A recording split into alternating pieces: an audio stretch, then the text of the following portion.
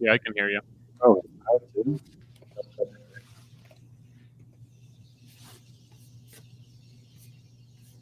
Doug, What talk. can I do? Can you hear me? I can hear Nick. Oh yeah. Can you hear me? Yes, sir. Hold on 1 second. So you guys aren't in the same room? Kind of. Very Very, close. very close, yet far So far. apart. Yeah. There we go. Now I'm All on. right.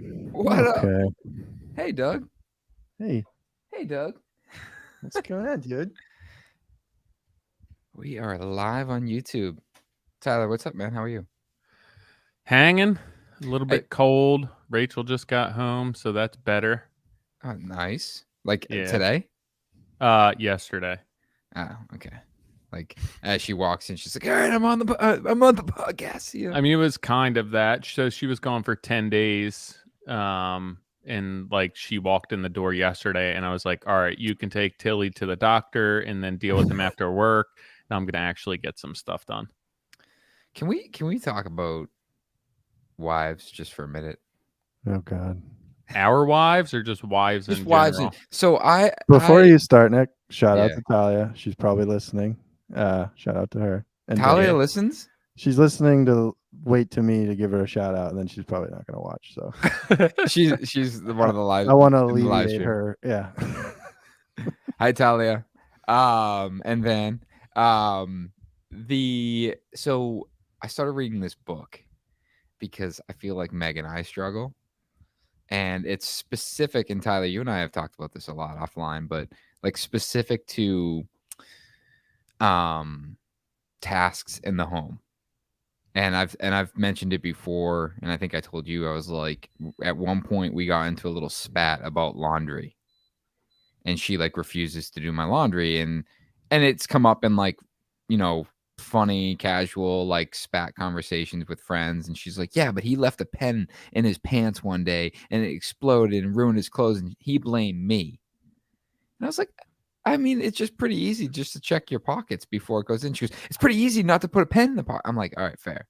You know what? I'm going to have someone do my laundry. And I pay someone to do my laundry. It's like $30, $40 a week. I drop it off. The guy says, hi, Nicholas, because that's the name on my credit card. You can pick it up in 3 days, Nicholas. And I pick it up, and like I never think about it again. But I started reading this book called Fair Play, and it was recommended to me by two people. Actually, very, very. One being Meg. Meg actually doesn't know I'm reading it. I keep I read it on the bed, and I'm waiting for her to be like, "What is that book?" And I'm gonna be like, "Oh, it's teaching me about why you guys hate men." Specific around housing choice. I'm sorry, Doug. Like Talia is writing this down right now, probably, and be like, "All right, I'm ordering him this book for Christmas." But it's really interesting, and I'm reading the book, and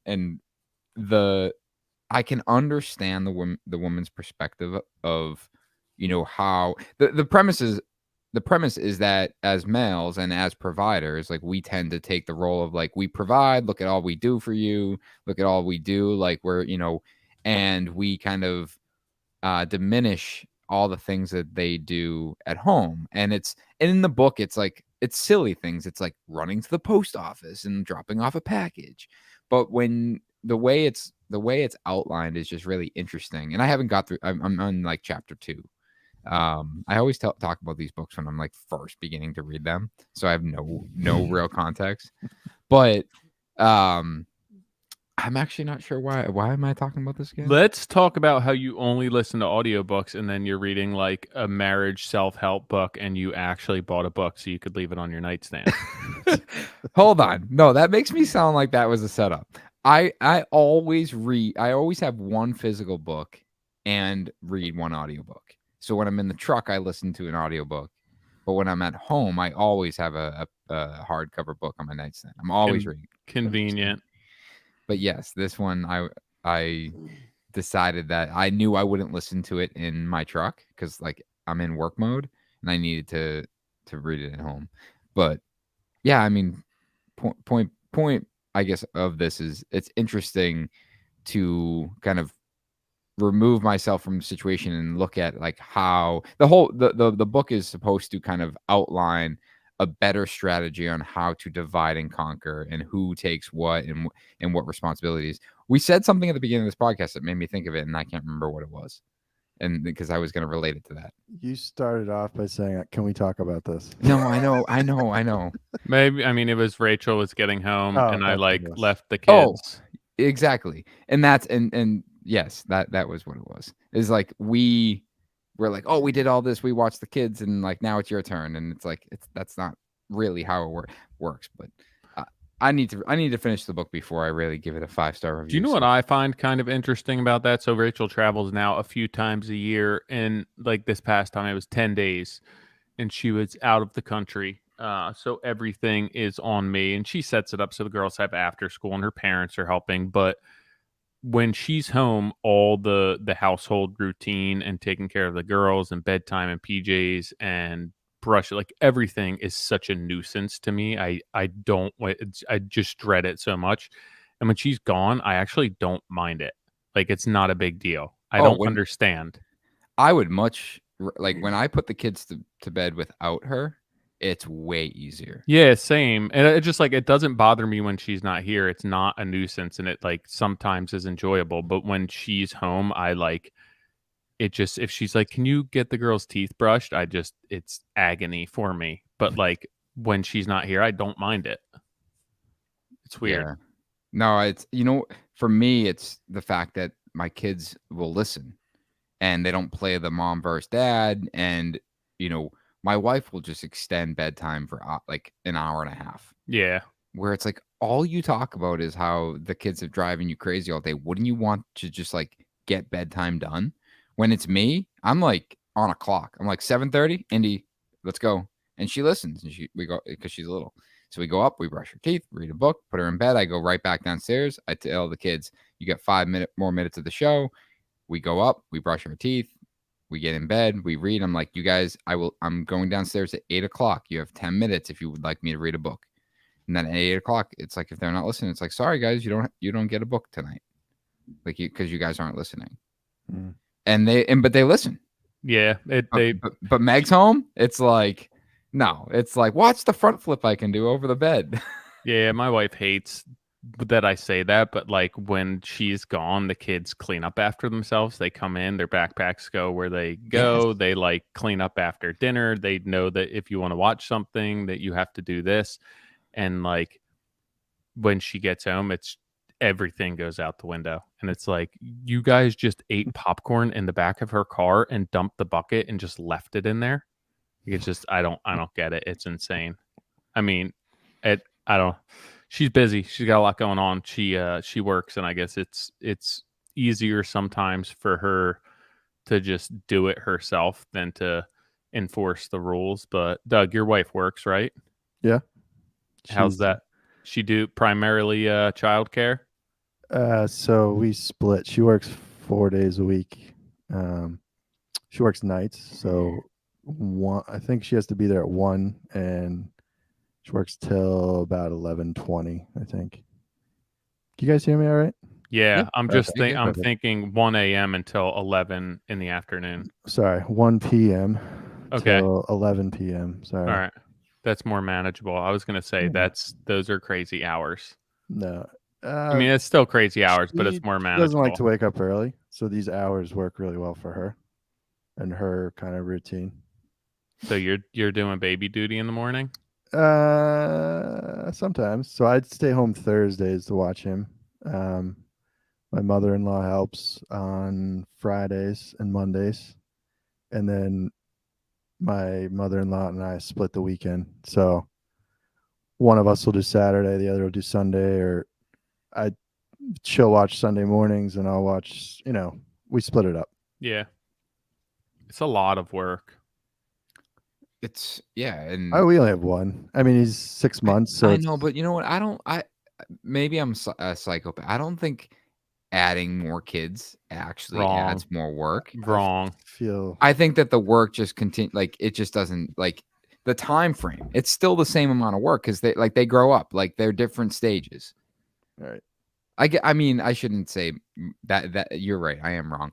My point is like the specific things that you're dealing with right now, like diapers, for example. It's like then you're onto something else. So I guess All yes. right, but how about like when they start participating in after school sports and activities, and now you have like 4 rather than Places to 2 be. No, at you're right. 4 different fields. Yep.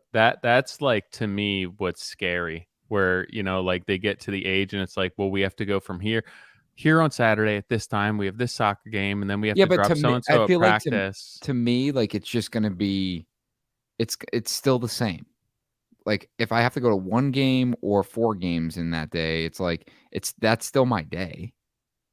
Like Maybe. my day is I think that dedicated to 1 that. game consumes a lot less time than 4. I'm not saying less time. I think that like if Saturday is dedicated and I have 1 kid and we're going to play soccer, my day would revolve around getting them ready for soccer, going to soccer. What are we doing after soccer? Where I think with 4, it's going to be it's the same, not the same amount of time, but I think in my brain it's like, hey, Saturday is soccer. That's it. And I that's get why you have 4 kids. yeah, well, yeah, Something is off with the brain. yeah. Mm. Oh, we know that. The person that knows it the best is Doug. Doug, like only because Doug has Seen all sides. filming me for 9 years. or And I got to something. see Nick in college, which Well, that I was very different. I was too. But Very yeah, true. we get to see the growth of each other, I guess. Yeah. Nick was just like party animal? No, Nick, very about his business.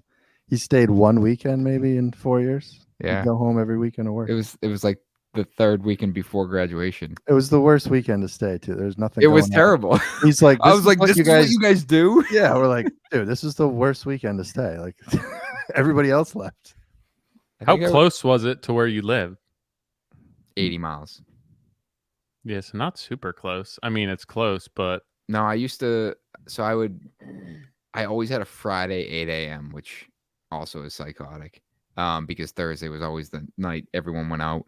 But I would wake up Friday, go to my 8 a.m., and I would drive home, and I'd catch the afternoon to work Saturday, do a side job Sunday, and then Sunday I would either, depending on what time my class was on Monday, most of the time I would leave my house or my girlfriend's house at the time at like 10 p.m. and I get home like Sunday midnight and then wake up and go to class on Monday. Sounds like a lot. All right, so we have Doug, formerly known as Puffin. Mm-hmm. Yeah, Puff, The artist formerly known as Puff. Now Motif. So if everyone's wondering who the heck Doug is, that's the Doug that we have on this week. So what's going on, Doug? The man behind the podcast. Yeah, Nothing much, man behind the scenes. Dude, you're behind so many scenes. If it weren't for Doug, we'd be in serious trouble.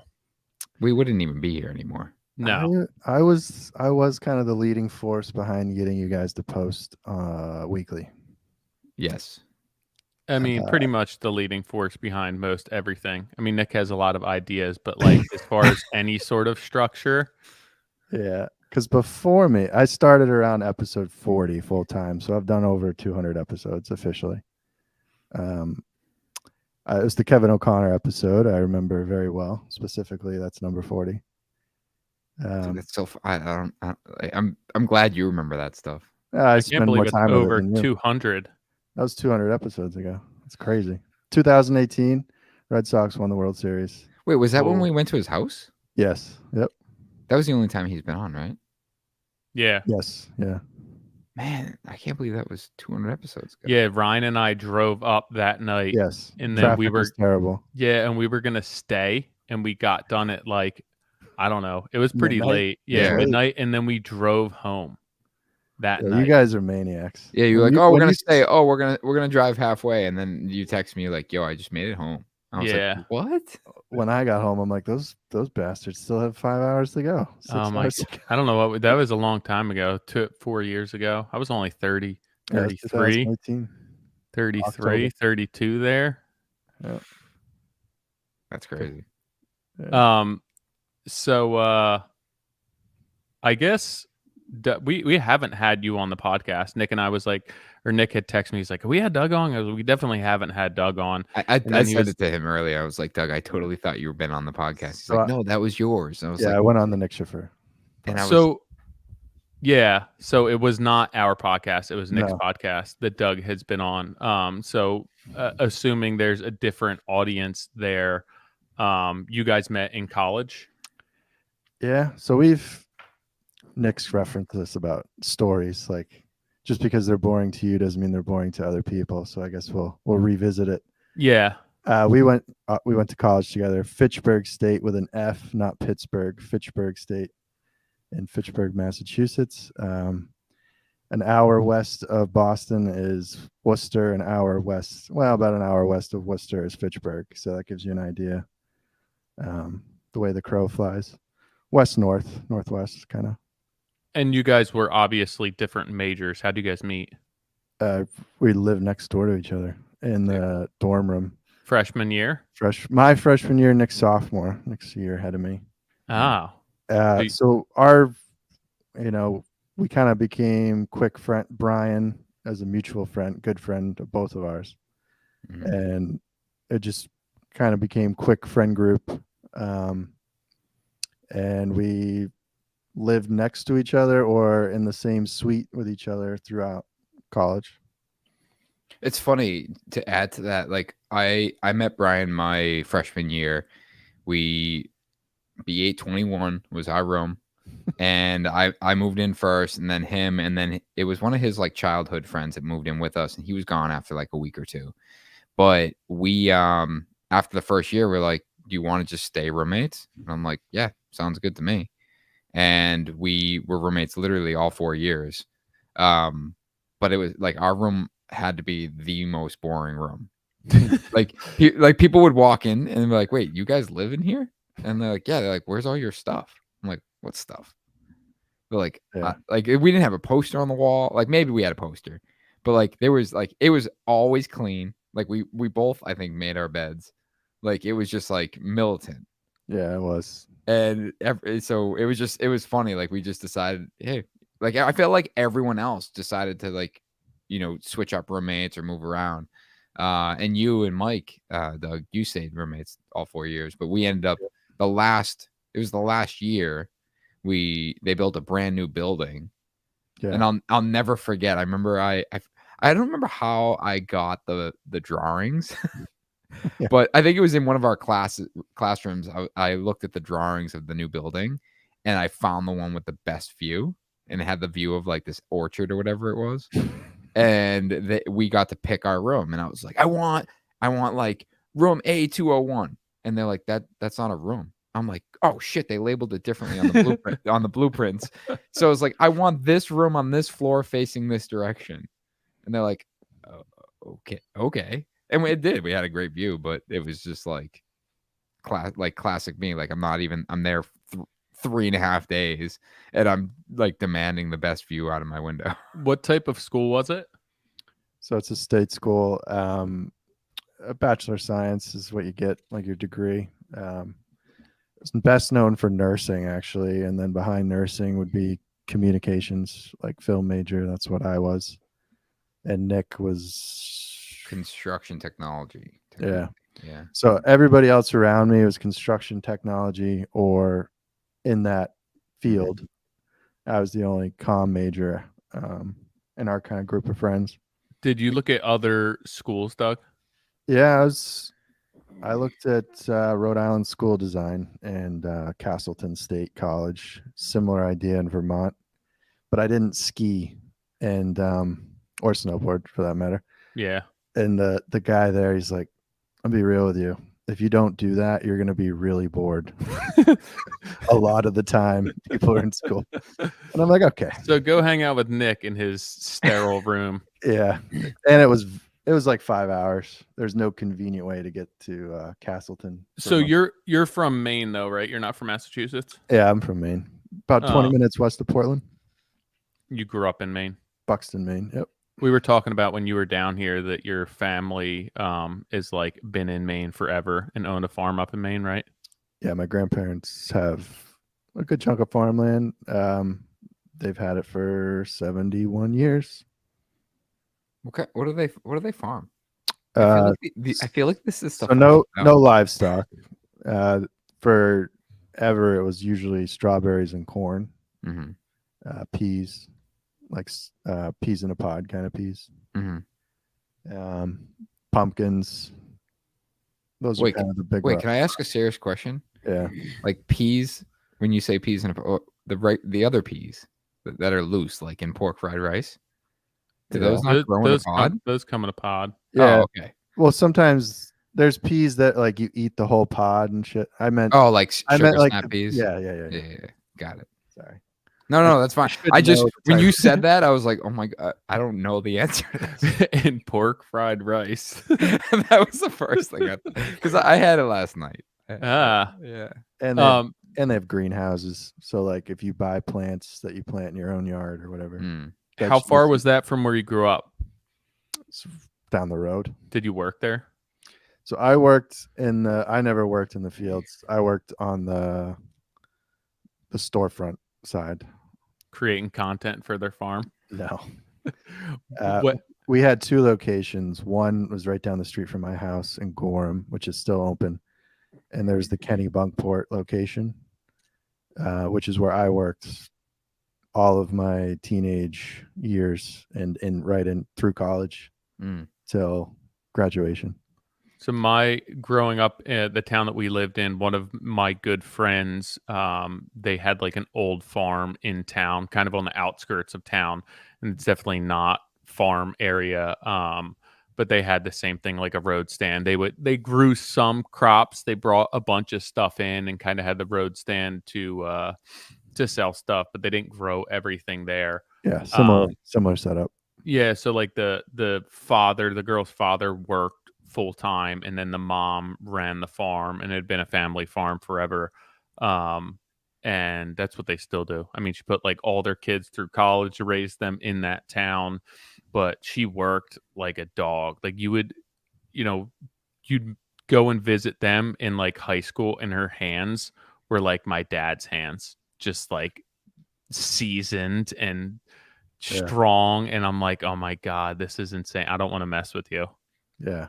Dude, you know who has hands like that? I know. I feel like you know who I'm gonna say.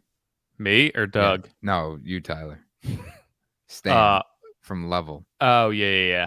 Like when I shook his hand, I'm like, man, dude, like you got mitts. Yeah. And they're just like they have so much to them. And I think about it constantly because my hands used to be like, not nearly like his, but they're so soft now because I don't swing a hammer.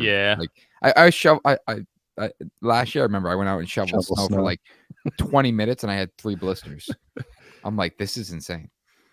Yeah, my dad's hands are like that. His fingers are seriously like they're sausages. They're so huge. It's kind of gross. So you worked there in high school. When did you kind of realize that you wanted to go down the path that you ended up taking? Pretty early on, probably middle school. I was very into skateboarding videos and filming and the show Jackass. I'm sure you remember that. The show Jackass was really actually a big inspiration because it was like, oh, any asshole with a camera can make something interesting, right? And not that I condone doing those things. Well, how old are you? But I was 12, how old are you now? 33. Yeah, so you're a little bit younger than me. Jackass was like high school into college, like high school definitely. Yeah. And I feel like that was a lot of like the catalyst for people documenting everyday life and stupidity and for sure. But it's funny. I was just listening to a podcast.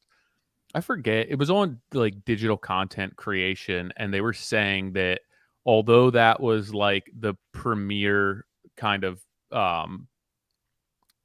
filming and setup of that type for our generation, like what they were doing, the way that they handled everything and trained their people and had them like sign waivers and protect themselves and the entire like name of Jackass was way beyond what people Yeah. had done and what people are doing now. Like a ton of like the YouTubers and all that stuff are going into this with no sort of proper documentation, and Jackass had always covered their ass, and there was like a very professional business aspect to it, I guess because they blew up so quickly. But like that's how they've been able to kind of sustain and stick around for so long. Well, think about the platform MTV. I mean, Real World and Road Rules and all that. They learned all the things that can go wrong, Yeah. all the legal things that can come up. Real So world. when they introduce something like Jackass, it's like, well, we're going to take a few extra steps too. Like, it wasn't their first rodeo.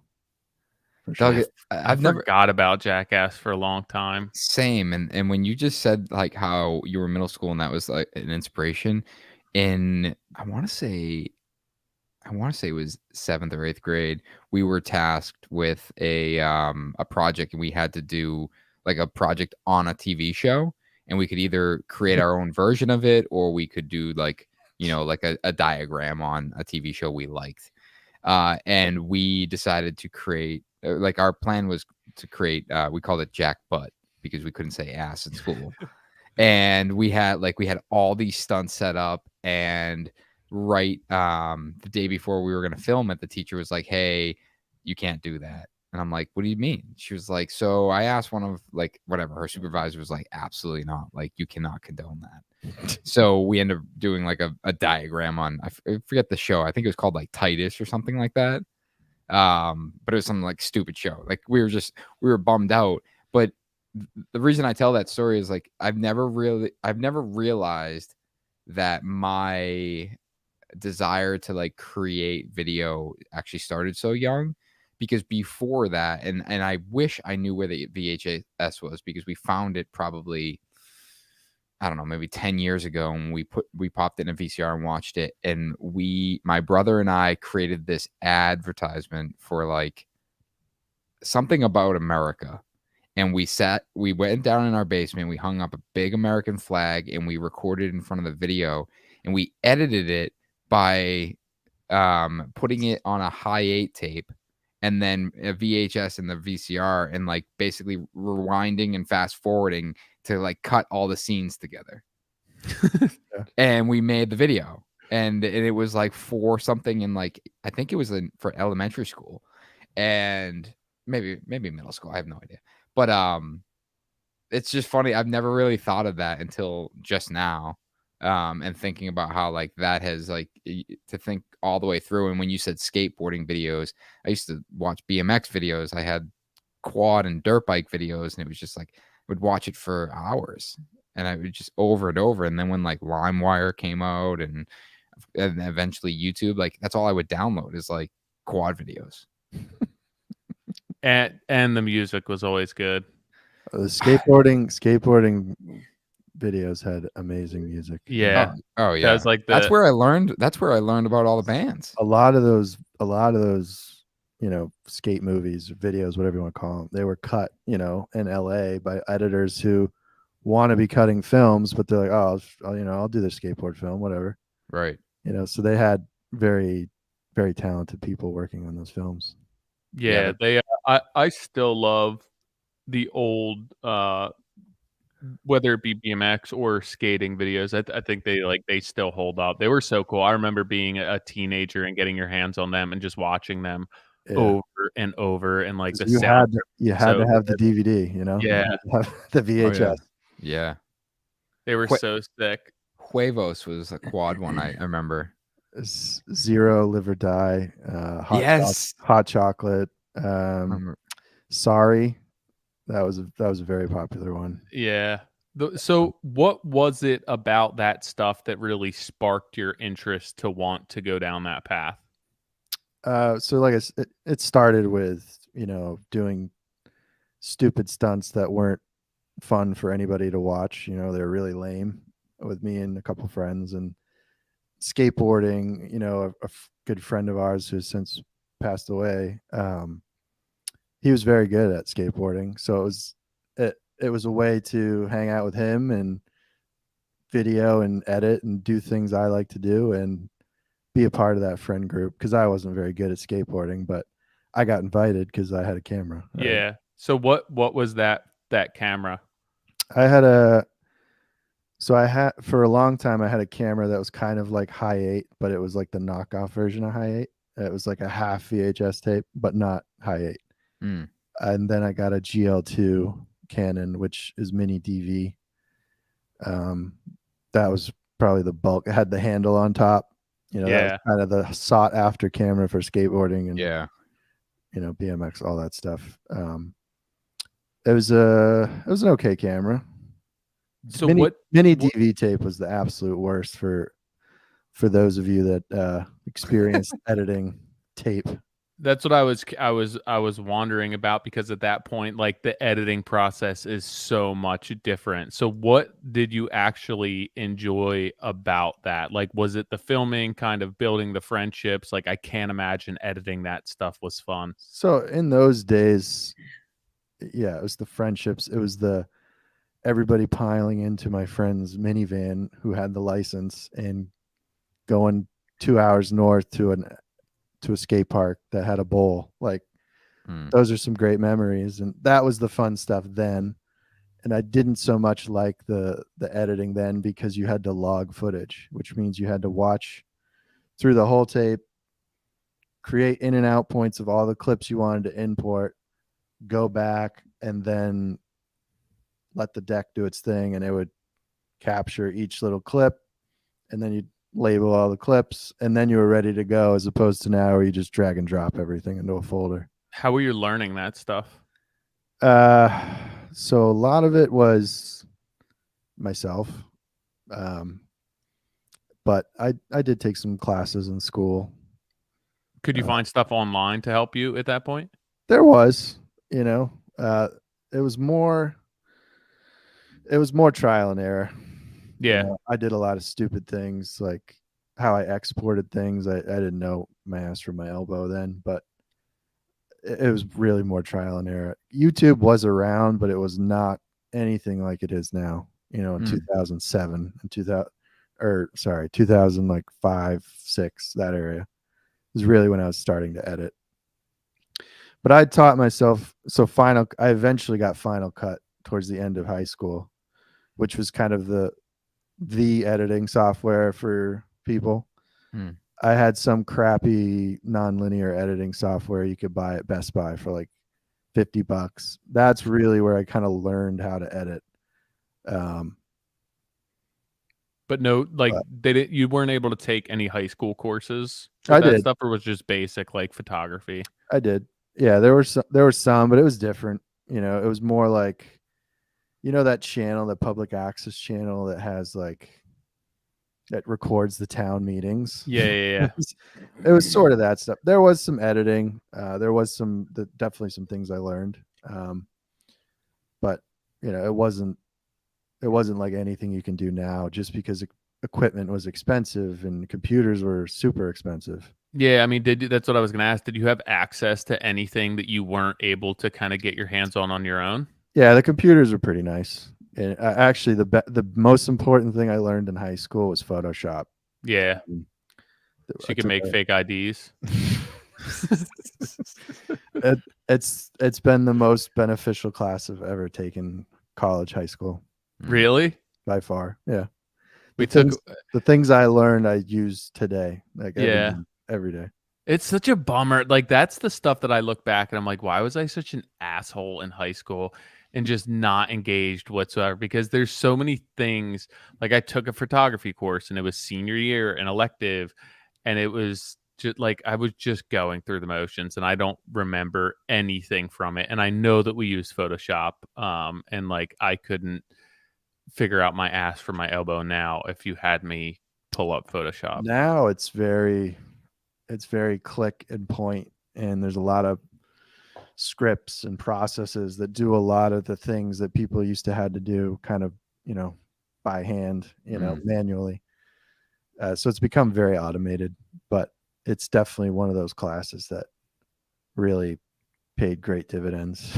Do you like how technical everything has gotten. Yeah, I think it only benefits everybody, you know. I mean, I know a lot of people have gone back to like film, and obviously for what you do, So it doesn't. in college, technically, I was a film major. We shot on Super 16 millimeter. I don't know what that is. Yeah. So Lost me. when you watch a film Yeah. is shot on film, like real, like rolls of film. Well, so that's what Still to this day. Not, I mean, very, very, very small percentage to this day because digital's gotten so good. Yeah. Most is shot on Red or Alexa, Arri Alexa, or Red Cinema camera. So that's what I was gonna say. Is like it's interesting. The Photoshop analogy, for example, like I used to use Photoshop constantly in high school and in college, and I remember like going around an object and selecting it very much by hand and like having to blur the edges and now I see tutorials on like how to just automatically select what you want, and like you said, it's so automated. And thinking about we just my kids and I just watched oh my gosh, what Wizard of Oz, and we watched the whole, like they were obsessed with it, and it's funny to watch that film because it's so, like, compared to today's standards, it's so poorly done. And like it was great for its era, obviously, but like compared to like how that would be shot now, and like the digital aspect of it, and just like how advanced that has gotten, like relates to like what we do, Tyler, is like construction. It's like, we're automating so much, and we're utilizing CNC and computers and things like that. But Doug, like it's a film is a perfect example of like how creative and how technology has allowed them to become more creative and push the boundary of what we're watching on film. Yeah, for sure. And just like construction, there are still people that kind of get caught up in nostalgia and want things to be like they were. Yeah. And shoot, practical effects versus visual effects. There's kind of been a resurgence of lo-fi, like in the photography world and video world. People want to shoot on toy cameras and use old film stocks and record with DV tape and high 8 tape. Like there's kind of this weird resurgence of lo-fi video.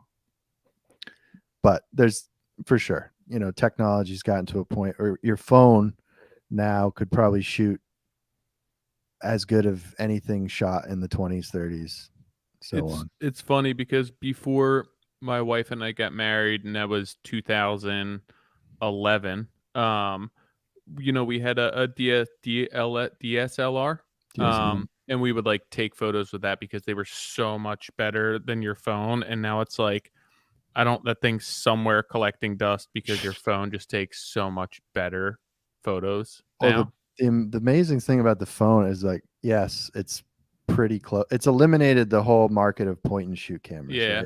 Right? Those are completely by the wayside. And it's all there. It's all there. Like, you don't have to go home and put it on your computer, put it on Dropbox or email it to yourself like back in the day before Dropbox. It's all right there, instant access. Text it to your friends, whatever. So not that that's what you do, but like, does that bother you at all? That like that's the kind of way it has gone? No, not at all. I think it's a good thing because then people, they have a little more appreciation for it. Sometimes, like, there are going to be people that don't appreciate it, right? Just like people that don't appreciate craftsmanship. You're just wasting your breath trying to sell video to them. But someone that, picks up their phone and starts doing stories or what have you, and they start to realize how much work and how much effort goes into creating good video when they try to edit it themselves. And, oh, I really want to do something like this, but the phone is limited in its capabilities. It kind of helps sell professional video. Yeah. Honestly. I don't see it as a threat. I tell people to start there before you invest in professional video. Make some yourself with your phone. Start there. That's what I like.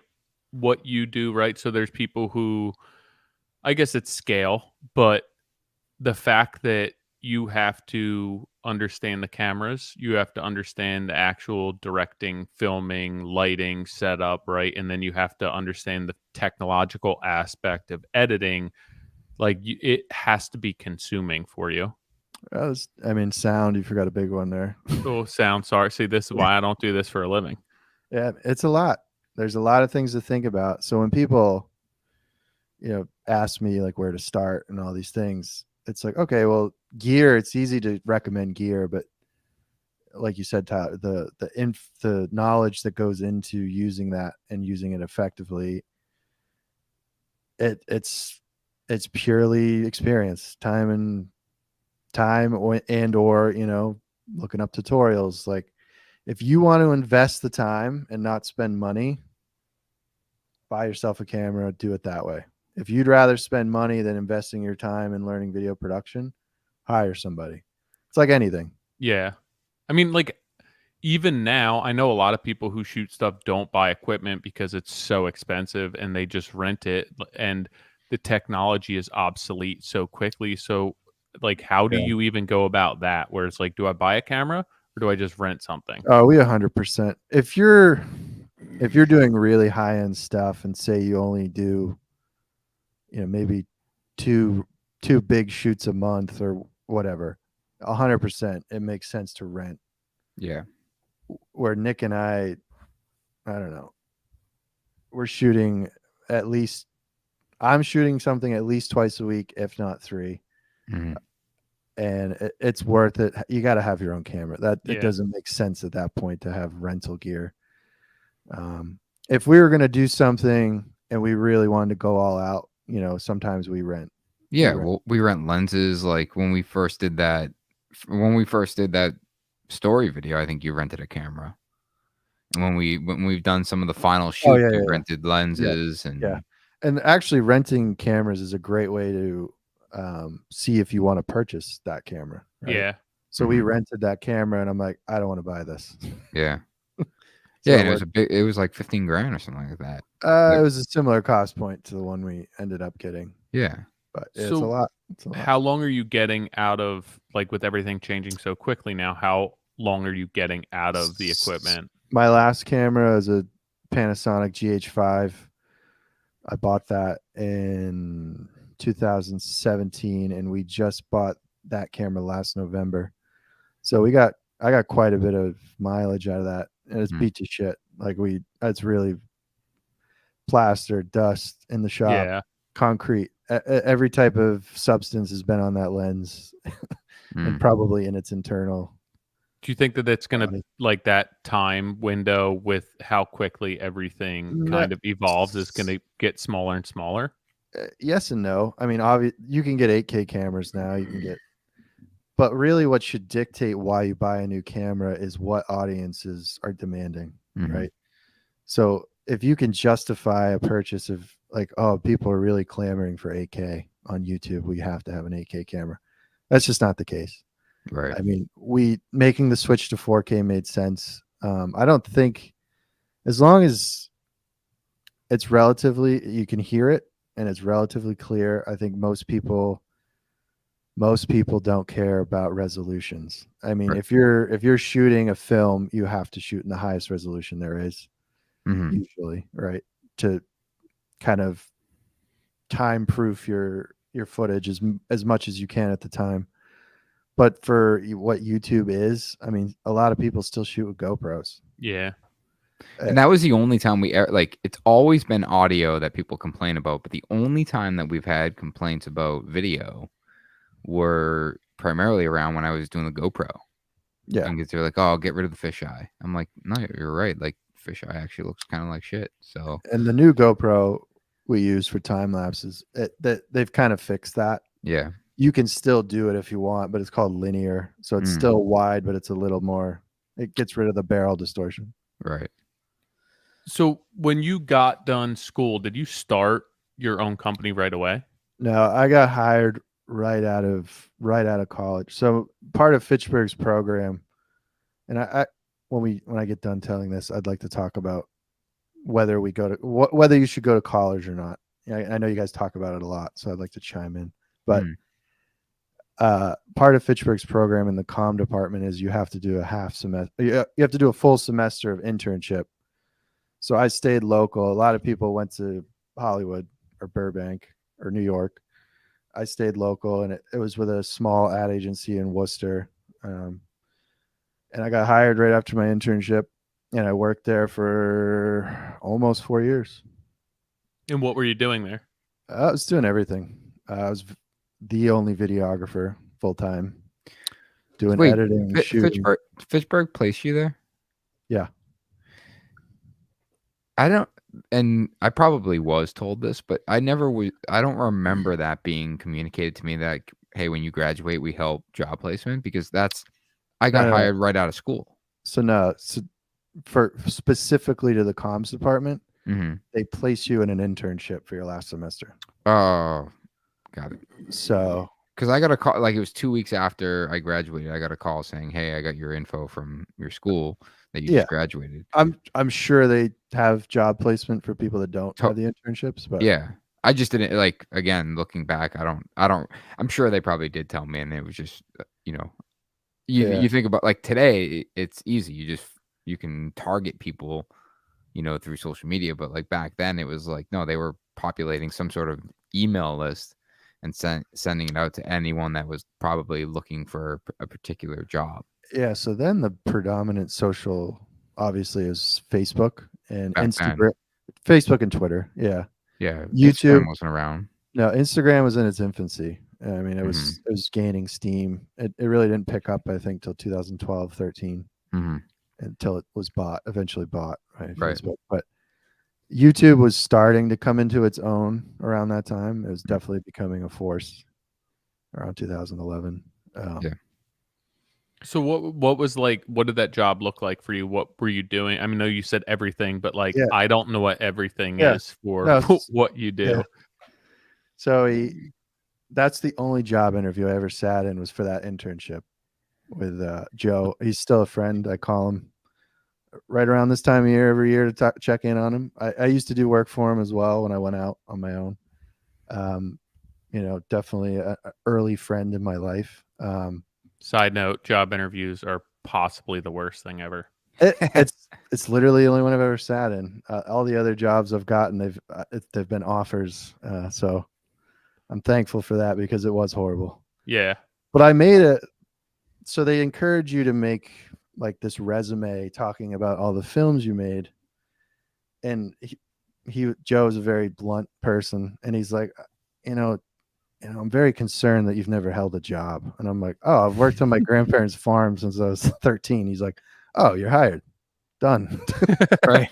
So it's like, I don't know why the school recommended we don't talk about jobs, but he's like, I don't even care if you have zero experience. I need to know you've at least held a job.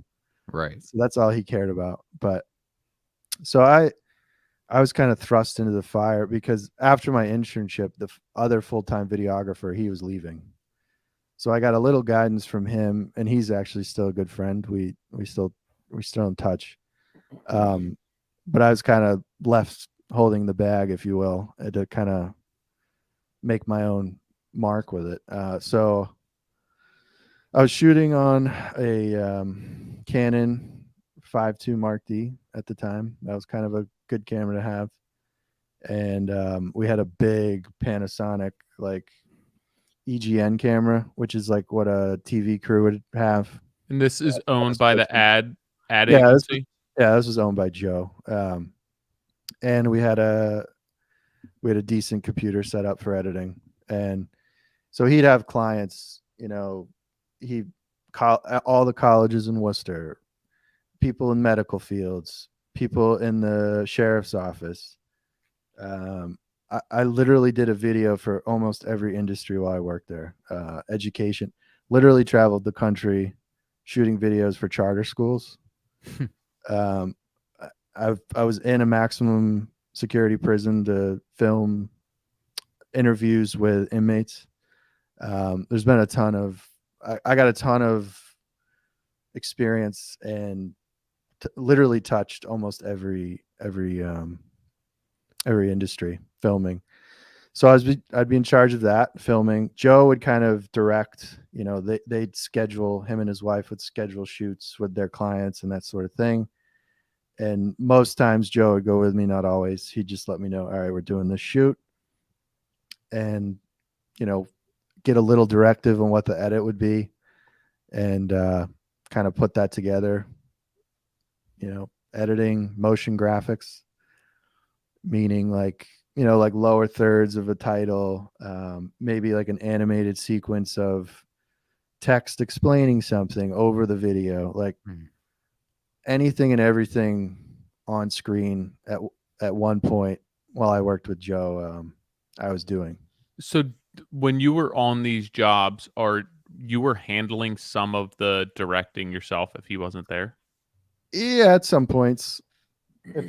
If he felt it was kind of a big client, he would always be there. And if Yeah. it was something he really didn't care about, I'd just be there by myself. Because I mean, that's what, like, where my mind is going is, you know, smaller company, you're going to be wearing multiple hats, right? And you 100%. go to a bigger company and you're going to be Be responsible for possibly just the filming, not the editing, not, in some cases, yeah. yeah. So like, was that the route that you wanted to go more so than just to kind of only be shooting film? So when I left college, and I think a lot of people when they leave college, you have a false idea of what it's going to be like, right? You have this They fuzzy. lie to you.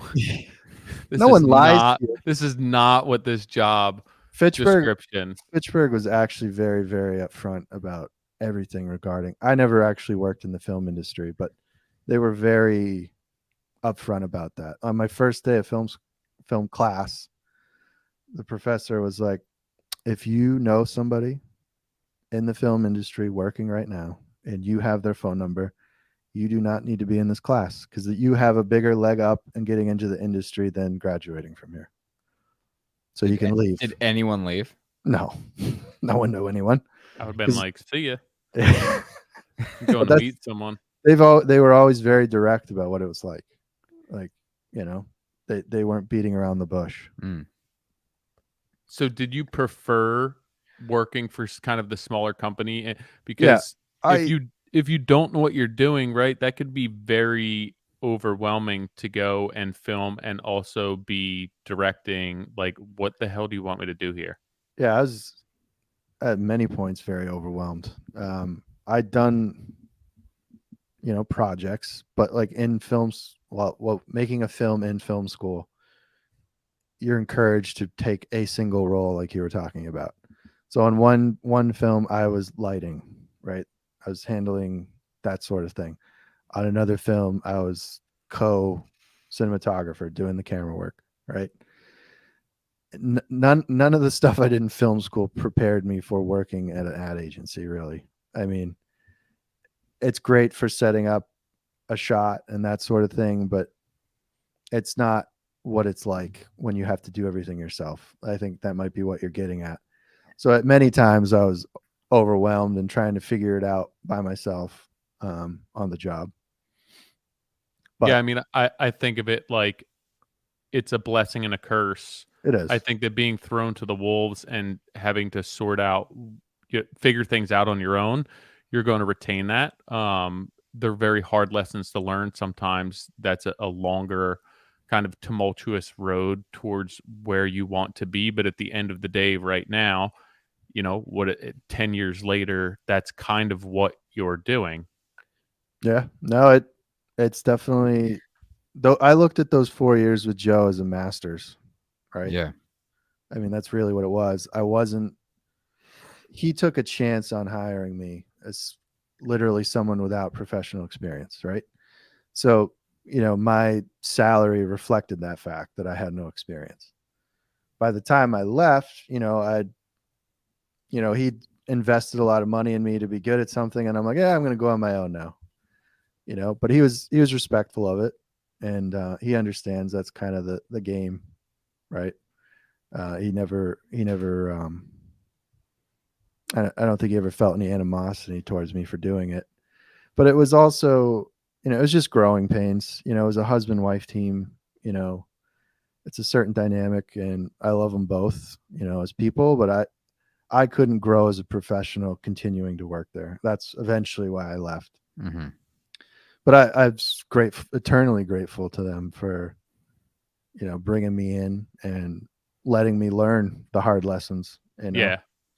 And I always made it right. I 100% brought value to the table. I didn't have a girlfriend. I didn't have a dog. I didn't have jack shit then. All I did was work, nights, weekends, whatever, he got, he made a fair, Yeah. he made his money on me. I think that that's the way it is, though. If it's something that you're passionate about, Right. you're consuming everything that you can, and like Yeah. you're learning on the fly, and you're screwing stuff up, and you're fixing it on your own time because you want to be putting out the best product. And like, it sucks, but the fact, like, you were essentially were self-employed while being on salary, even if you weren't getting paid, the amount of time that you were putting into it. Yeah. I mean, that's pretty fair. I think obviously I don't want to overstate that they handled finances. Sure. They handled scheduling. They brought in the clients. Like I said, Joe would be directing. Like, I quickly learned about how horrible all those things are when I went out on my own. Right. But to an extent, yeah, I was doing the the field work, if you will. Yeah. So before we kind of carry on with that, let's go back to school. Yeah. What's your take on college? So I think college for me, like I think I've alluded to already, I didn't particularly learn a heck of a lot I didn't already know, and that I wasn't necessarily prepared for being a one-man band out, with Joe. But the connections and friendships I made in school and growing as a person in school, I think were kind of invaluable to me. Right. Mm-hmm. And Fitchburg State's a very reasonable school, comparatively speaking. And I think with college, you get what you put into it, like anything else. So if you go to the most expensive school thinking, oh, if I could just pass here, some Ivy League school or whatever, maybe Harvard, because Harvard's a difficult school, right? That degree might get you indoors. Other degrees won't. But if you're just going to an expensive school to go to an expensive school, it's not going to do jack shit for you. Yeah. If you go there and bust your ass and, build a network and work in a bunch of different disciplines and figure it out, looking back in school, I didn't do enough. I should have got involved with, the theater side of things. I should have got more involved in, like, really built out a network. I'm with you, Doug. Like, I don't feel like I learned really anything. All it did was give me the opportunity to make, new friends and open up connections to eventually lead me to go work for, Avalon Bay. And then eventually, because of that, I met Meg. Like, I don't regret it because it is a big part of my life. But from the educational standpoint, I just think that you're too young. Like, you're investing at this point, you're investing so much money, and it's like all the things that we're talking about, like, where it's like, oh, I grew as a person, and it's like I made a bunch of friends and I made a couple connections. Like, you can do that you can do that anywhere. Right. And the education side of it, it's like, to be when you said the thing about your professor telling you that if you have a phone number of someone in Hollywood or in the film industry, you should quit this class and go there. Imagine if you didn't have that phone number, but you took, I can't remember what tuition was, but say it was like 70 grand that you would have spent at that school. Take the 70 grand and then invest that 70 grand into finding that person. Yeah. You would have been better off with that 70 grand spent. You probably would have found 3 of those people.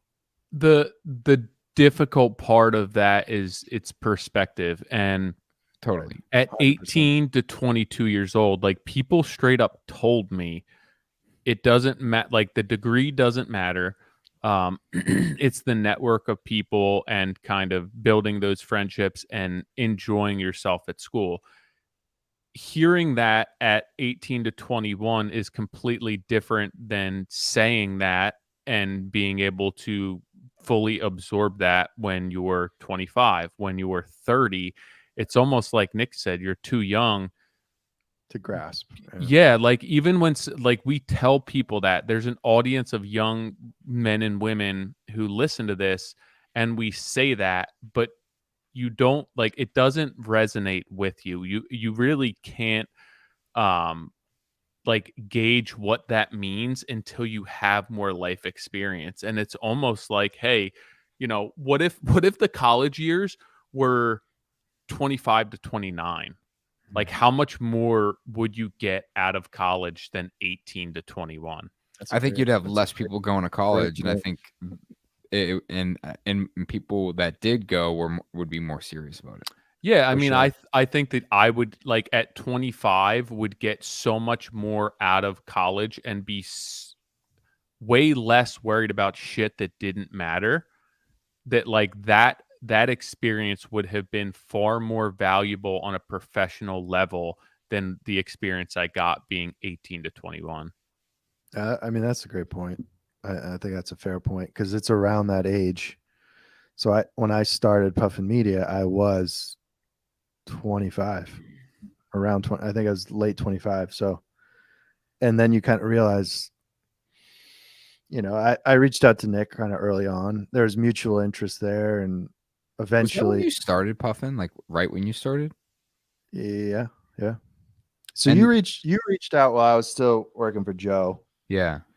And I was thinking, oh yeah, I could do that some weekend, right? And then we kind of lost touch for probably a year. Was that the story video? Yeah, you sent me some festival video of Jordy something or other, some furniture maker. Jordy Brigham Yeah. That's it. And I was like, hey, I want to do a video like this. How did I know that you were doing video? Because that's what I did in college. You're like, hey, I don't know if you still do video. That's so funny. Yeah. I feel like that's I feel like I Facebook messaged you. It could have been. I should go back and because I don't Facebook message anyone. Like I wonder if it's still there. I think we did communicate through Facebook message for a while. Yeah. So that could be it. So I reached out to Doug about this. I wanted to make this like Festool-ish video of just like telling my story as I was starting to build NS Builders. And I've told the story before, but Doug was like, yep. And he went all out. He rented a camera. He brought a second shooter, and we shot for 12 hours. Yep. And there was maybe 30 seconds of me talking. We made a nice, 60-second edit. Yeah. And it was brutal. I was never on camera until that day. And I thought it would be a breeze. And every time he said, all right, action, I'd be like, what were you doing? What was this, like at a job?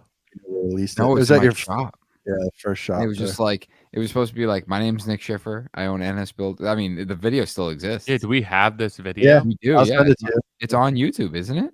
I put it on if you have the link, you can watch it, but you can't like search it. Oh, so many people are going to want this link. This video. I wish I could watch it right now. I'll put it in the we could do a play-by-play. Well, what if I want to charge for it? Oh, you want to charge for it? No, let's add it to the description. But I mean, no, the video came out great, but it was like, you didn't. So the I did. Too, just a note. It's fine. I don't even know what that means. I couldn't find the color corrected one. I did. It came out great, even like for me, because the edit. And like, I mean, Mike from Greenside actually just chimed in and asked if you ever cracked a lens. And Ken almost cracked one of our lenses. But I remember talking to him specifically, and I was like, dude, like, don't worry about messing up on camera. The best part is you just, that's why we roll with it. We just keep rolling with it. And we don't even stop. I just take a breath and then say it again. Because I know Doug's going to be able to edit it. Yeah. But early on, like, that's a really hard thing to understand. And what happens is you mess up and you're like, oh God, now he has me messing up and it's going to, like ruin this whole video. It's like, no. The camera, it's looking into a dark void, right? It's just it's cold, it's remote, and if you're not used to it, it's disorienting. It's uncomfortable. It throws you out of whatever natural rhythm you'd have a conversation with somebody with. And it's just a matter of sitting in front of it and continuing to be in front of it. It sucks. I tell people to do the front facing stories. Yeah. That's the best way to start. And you can probably cut out a good chunk of your nervousness in a month. Just if you do that every day for a month and then you have an interview or something, it's going to be night and day. I know that when I did the one thing with MT Copeland, they were going to, but didn't have a monitor of the person interviewing me, like behind the camera, which I thought would have been very helpful, but they didn't do that. So it was just standard looking into the camera and talking. But for me, like the best way to describe that feeling is like you're perpetually put on the spot for all of eternity. Yeah. Like you're just like, if you've ever been felt like you've been put on the spot, that's you're put on the spot and now you have to perform and execute and it's there forever. 100%. And what's different about like the type of video we're doing right now, the type of video Nick does, what you did for MT Copeland, you're addressing the lens, right? Yeah. In narrative film, like a movie, scripted movie, you're trained to ignore the camera. If you look at the camera, you just fucked everything up. Yeah. Like, you're trained to ignore it. So that's, acting and performing for a narrative is a lot different than I'd argue looking at the lens is much harder than ignoring it. I feel like and I'm it sure is. and I'm sure people that have to ignore it would say the exact opposite. So I could ignore the shit out of a lens. I can ignore a lot of things. So I think I could ignore a lens too. It's funny. Like for someone that's around a camera all the time, anytime we do an event, like Doug will be walking around with the camera and he'll come around the corner and I'll like be like startled and I'll look at the camera and he's like, dude, I'm trying to get B-roll. Right. I'm like, yeah, man, like that was uncomfortable for me. Where it's like, if he puts a camera in front of my face, I just stare at the lens, Right. And it's just like, all right, I'll tell my story right now. You guys like my tracking camera? Yeah, I saw it move a couple times. I'm like, wait. And now He's got somebody behind it. Yeah. Doug Jr. I just got Ken turning the tape. So you start. Hold on. So right. I don't think we've got a definitive answer from Doug. Like about college? Yeah. I think, like for Van, for instance, we're going to strongly encourage him to go to college, but I'm going to caveat that where he has to, hopefully I'm going to put him in a position where he has to put in the research. Like, what do you really want to do? And when you figure that out, or at least have an idea, like narrowed it down to, for instance, maybe he's got 3 fields he's interested in or 2 fields, and just kind of communicating. When you go to school, it's what you put into it. And look, if he does it or he doesn't do it, it's up to him. But at least kind of conveying that message where if you just graduate, that's an accomplishment, right? But it's not going to do much of anything for you. No. Are you guys putting money away for your kids in college, Doug and Tyler? Yeah. We have a separate savings account for the kids, but honestly, I don't fund it as much as we should. Yeah, we've had a lot of people. Yeah. Like we haven't even talked about that. Yeah, like, but 1 and 4 is the same thing, so you're good. Don't worry about it. Look, I think you could. Oh my God! I never thought of the financial impact of college for fortune. Oh, you're gonna. No, you're fine. You're fine. Don't worry about it. It's like the same. It's the same. Like this, you know how much flack I'm gonna get for this? It's like, Nick, you're an idiot. I am an idiot. But I hope by the time that my kids are going to college that I just can afford to pay for it. And then they turn around and be like, Dad, I don't want to go to college. And I'll be like, all right. Yeah. Let's go on vacation. And the other, like I kind of mentioned in my story, like unless you're going to an Ivy League school where the name on the top of your degree really will open a door, regardless of how good you are at anything, state school is just as good as whatever school, Yeah. and it's probably a quarter of the cost. It's that- just so hard at 18 when all your friends are going to school and you're like, I'm just gonna go to states. Like, there's just so many things Oh, that I didn't give a you shit don't about that. account for in fact. But that like you're But you know what? Most of my friends didn't go to college. Like Same here. my group of friends, like a lot of them didn't go. I was the So only one out of my group. yeah, Like, most of my friends you went to guys would be the exception to that because most people are Yeah, so concerned with like, I'm not going to go to a state school because my whole like everyone excited. Where are you going to school? Where do you go? Where do you apply to? Where did you get into? And like that, it's a status thing as well. Dude, I remember. So, Doug, you said it earlier. Like Fitchburg is like reasonable when it comes to cost. Mm. I don't know what schools I applied to, but I know I applied to Wentworth and I got in. I was stoked. I was like, sweet, that's where I'm going for construction. And I'll never forget it. Our mutual friend Chris. I was in the guidance counselor office for some reason, and he had this Fitchburg State sweatshirt on. I'm like, what the hell's Fitchburg? And he's like, oh, I got in. It's for construction. I'm like, wait, what? And so I looked it up, and I was paying for school. Like that's what my parents communicated at the time. Later on, my mom ended up covering half of it. Thank you, Mom. But I remember looking. I went online and I was like, oh, they have a construction management program, and it was like 40 or 50% the cost. Yep. So but like applications were due like 2 months prior.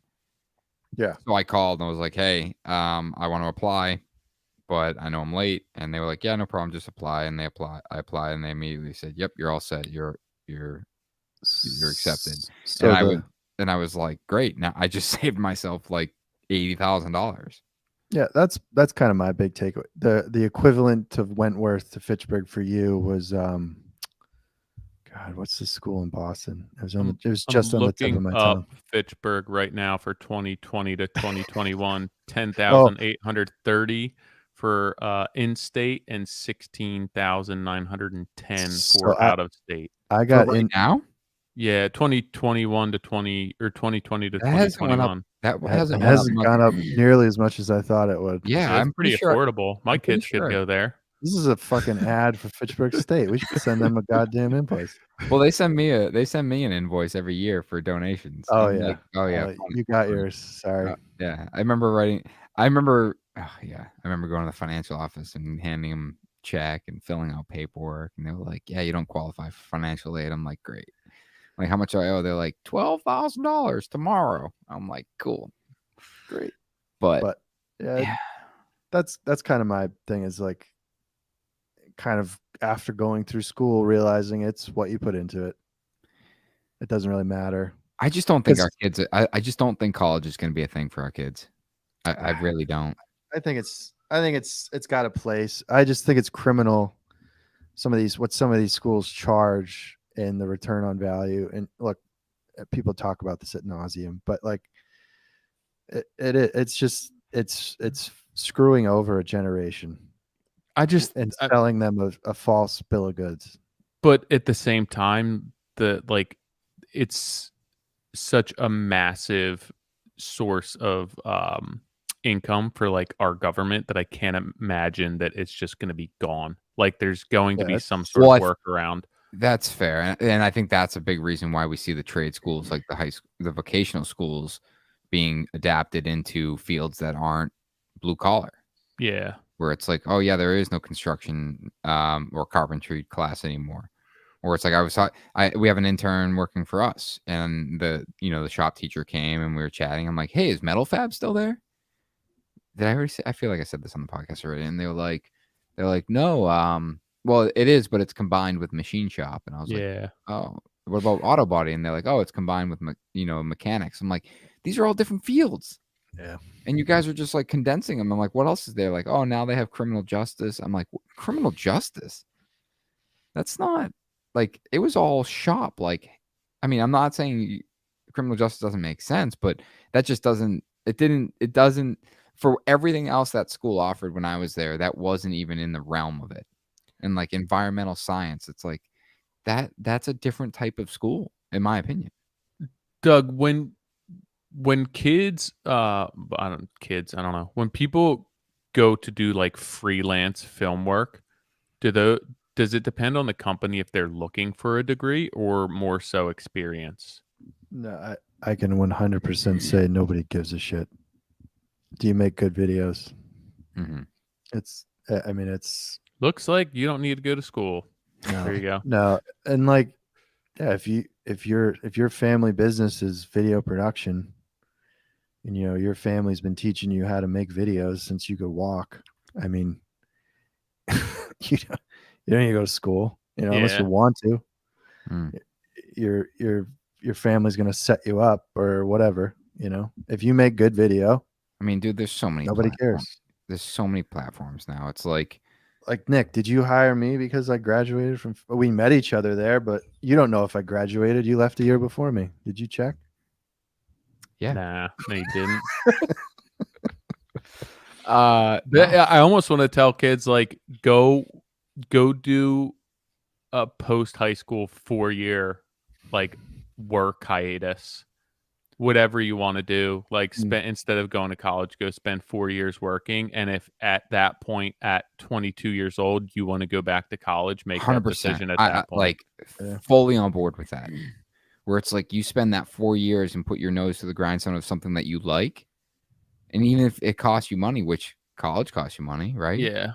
It's like you'll I think you'll make way bigger strides towards a career that is ultimately rewarding. Yeah, and I mean, it's not like a freebie. You're not going. I think that you should gain some like worldly experience, but Yeah. I'm not saying to go be a ski bum or a beach bum for 4 years, but like go work some jobs in industries that you may Right. be interested in for probably not a ton of money, but just go get some experience and maturation, and then see who you are at 22. Yeah, Because it's a much different person than 18. like Nick and I said, like when we were in college, we're two totally different people. Yeah.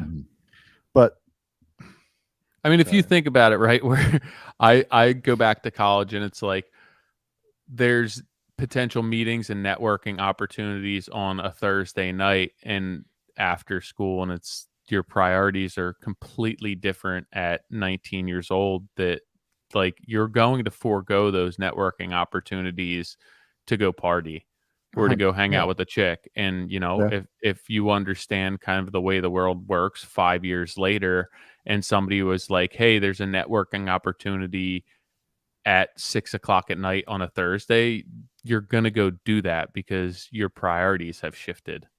Dude, I didn't do anything extracurricular for my career in college. Exactly. Like nothing. Like it was, as stupid as it was, is like if Brian and I, at one point, I can't remember, I think it was Wednesdays, like we didn't have class all day, and him and I would wake up and be like, yo, let's get drunk and go to lunch. So we're like, all right. And we would just get drunk and go to lunch. Like I mean, I also was always making money when I was in school, like whether I was working. I also bought and sold like car parts on Craigslist constantly, but it was nothing to like advance my career. It was strictly just how much cash can I put in my pocket? Yeah. Where it's like now, like, someone's like, hey, do you want to grab a beer? I'm like, all right, can I make, is this a business? Like, can I do business with this person? what's my angle Like, here? yeah, what's my angle? Like, is this gonna, like, I'm going out for the first time and like, on like a social night without my wife or kids this week. And I went back and forth. I'm like, is it a good use of my time? I'm like, yeah, you know what? Actually, he's got a good network. Like we'll probably chat about business and it might lead to an opportunity. All right, I'll go.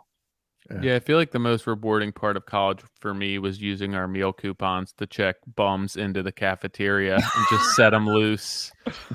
What? Yeah, I mean, it was like right in the middle of Philly. I mean, we weren't in a great area either. Just but scan them in and just let them go nuts. did we have to scan anything? I mean, yeah, you had like one a card. card. Yeah, Oh, the card. one card. Yeah. I forgot about that. I just remember chicken nugget day. Every day in my house. No, oh yeah, in my house now, but they had. I remember, I can remember the taste of them. They were like crunchy, but it was like you eat 40 of them. Yeah, and you paid $12,000 a year for them. Yeah, I was getting my 40 chicken nuggets. That'll be good. They were good. And then waffle day. Oh, Oh. So you started Puffin Media when you were like 25? It was around that time. Yeah. And what did you want to be doing? Just kind of what you were doing for the other place, but making a little bit more money? It really wasn't even to do with money. I just kind of like I alluded to, it was just growing pains. You know, I couldn't continue to grow and do the sort of work I wanted to do continuing to work there. And I always had aspirations to do my own thing. I come from a family, like my grandparents had their own business. It's now my uncle's business. My mom had her own business, 2 businesses. So like I grew up around it, you know, kind of people that work for themselves. And, you know, I kind of wanted that as well.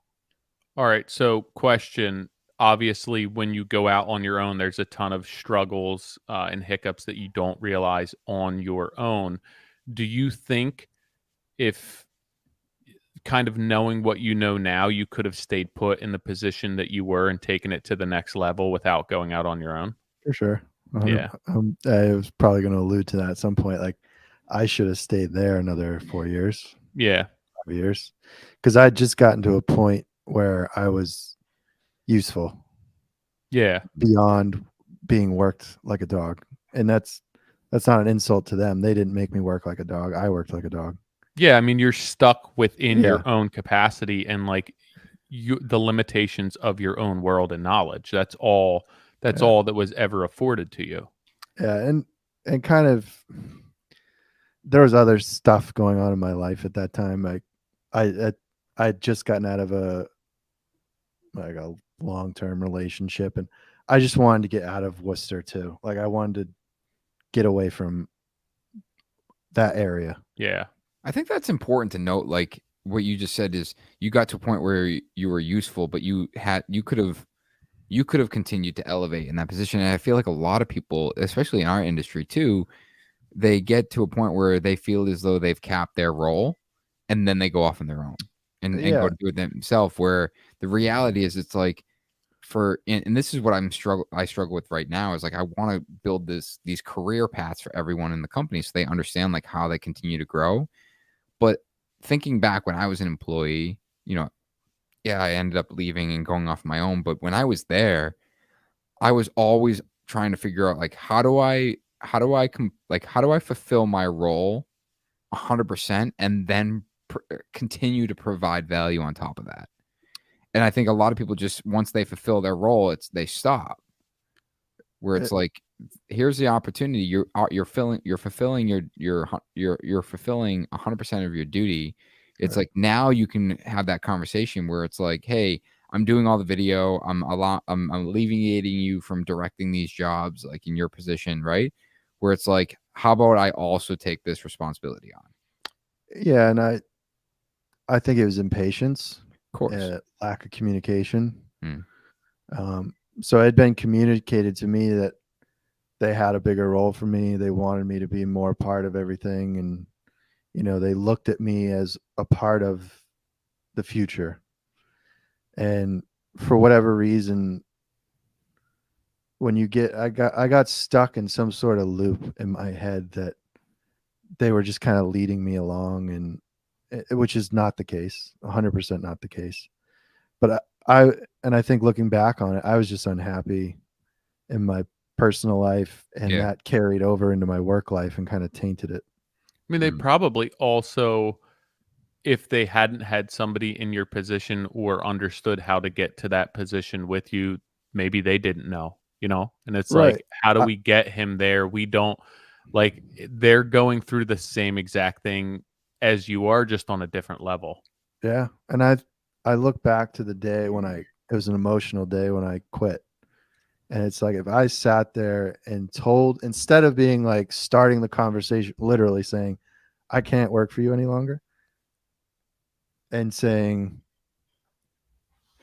you know, how I felt, like what was going on with me personally, talking about, I feel like you say these things, but I'm, you know, I don't see the potential. I don't see the road for me to become this part of the company or whatever, if I just communicated more on my side of things, who knows? It would have been different, as opposed to me just going to the nuclear option. Like, I need to get out of here. Yeah.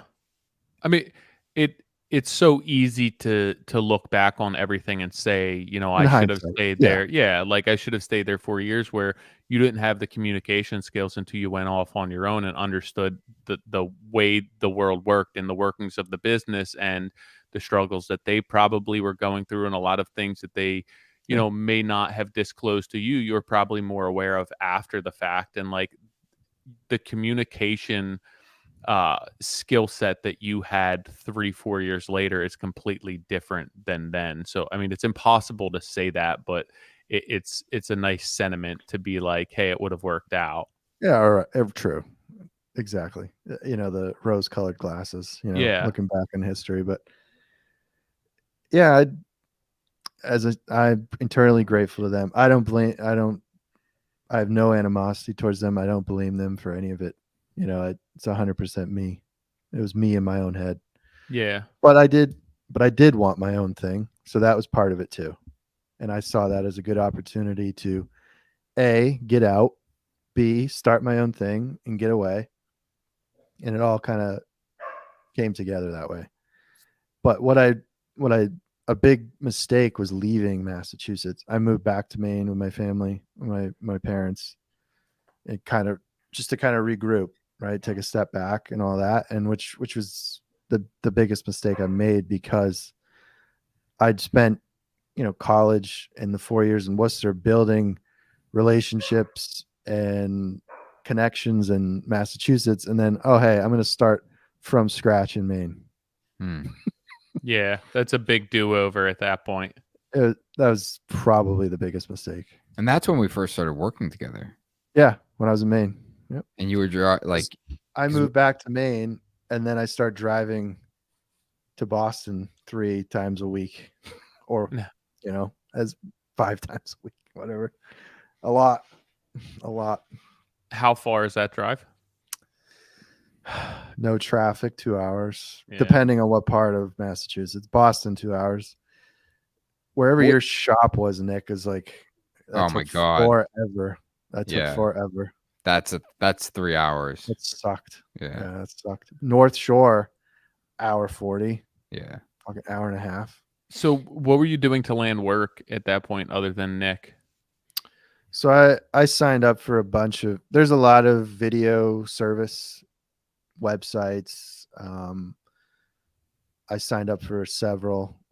One, I was doing work right up till last year, I think. I kind of told them to stop messaging me because they're just looking for cheap work. But it's basically middlemen. It's another agency, like an agency based in Austin. Oh, we need a video shot in Maine. Yeah. And we don't want to fly somebody out there. We'll pay you $200. Mm-hmm. So you're doing really high-end work for nothing. Yeah, and they're securing the leads.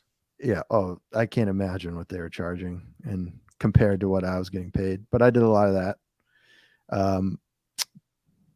The guy I told you that worked full-time before me with Joe, he threw me all the stuff he didn't want. He gave me a lot of work. Joe gave me work. Like, he needed an extra editor on or needed an extra shooter. I did a bunch of shoots in Maine, but I never had my own client in Maine. Yeah.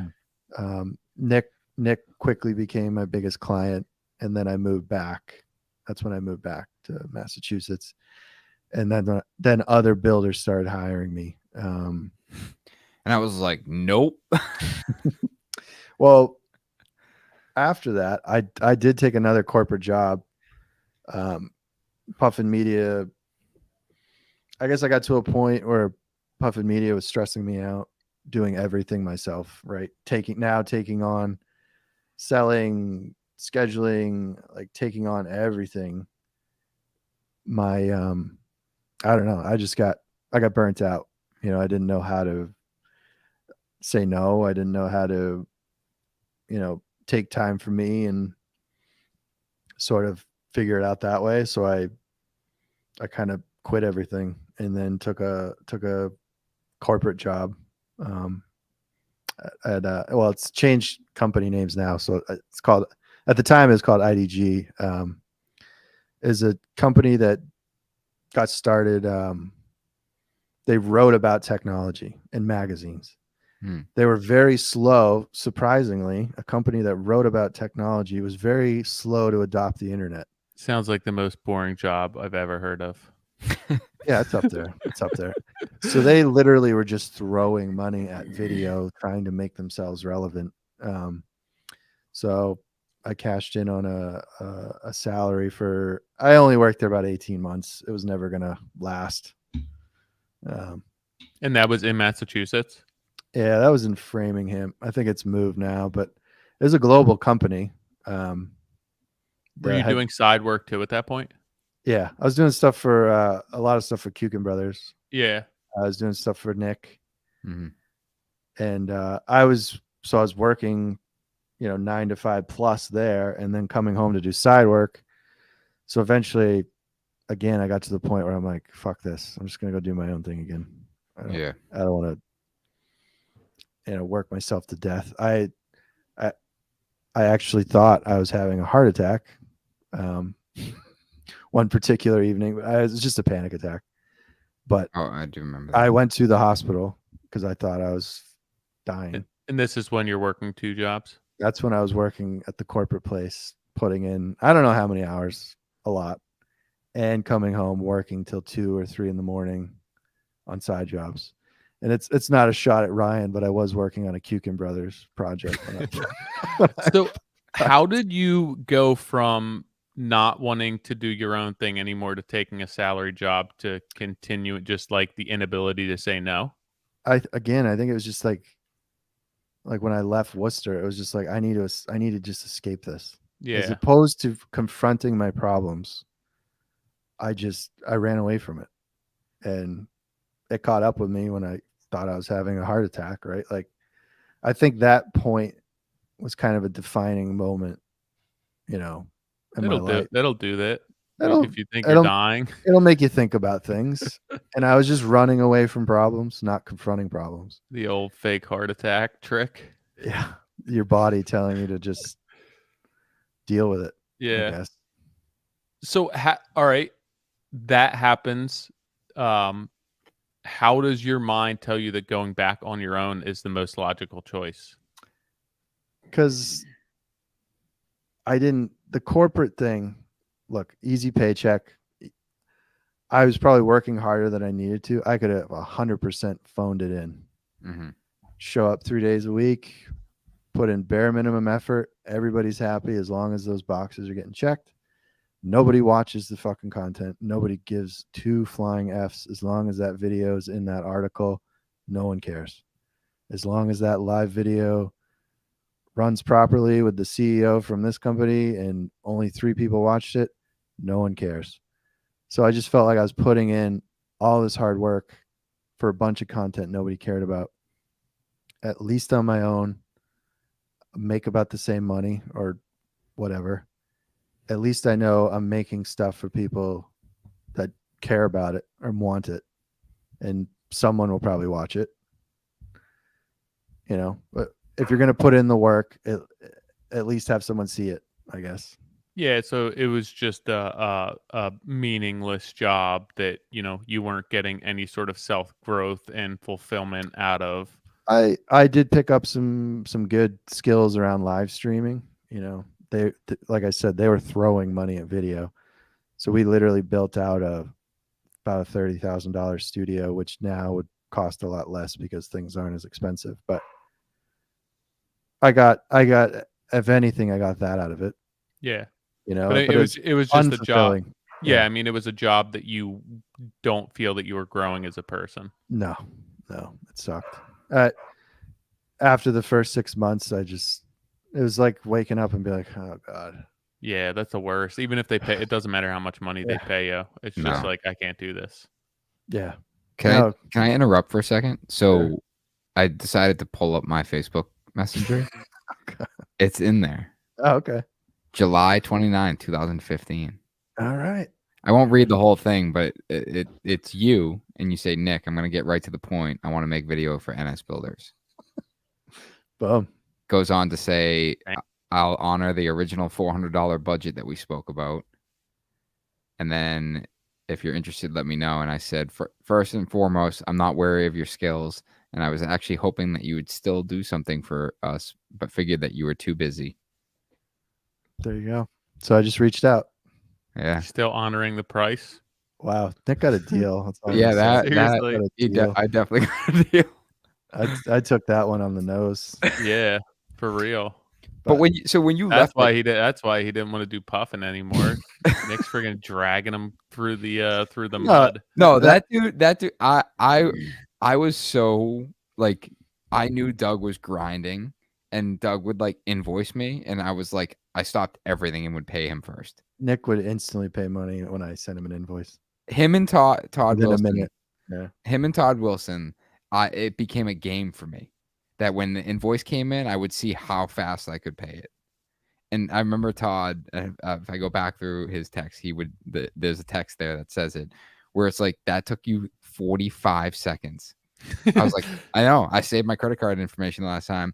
And when I saw it come in, I immediately paid it. So I just wanted to see how fast I could pay it. But I knew Doug was driving from Maine.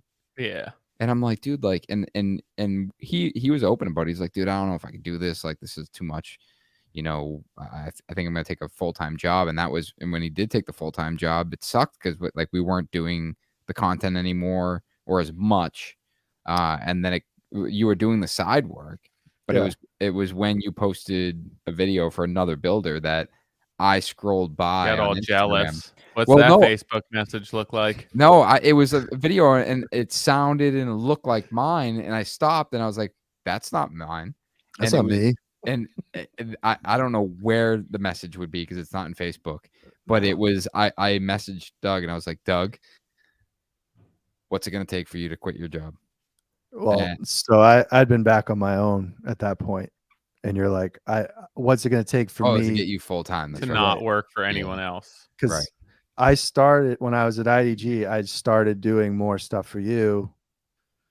Probably in my head, knowing I wasn't going to be around there much longer.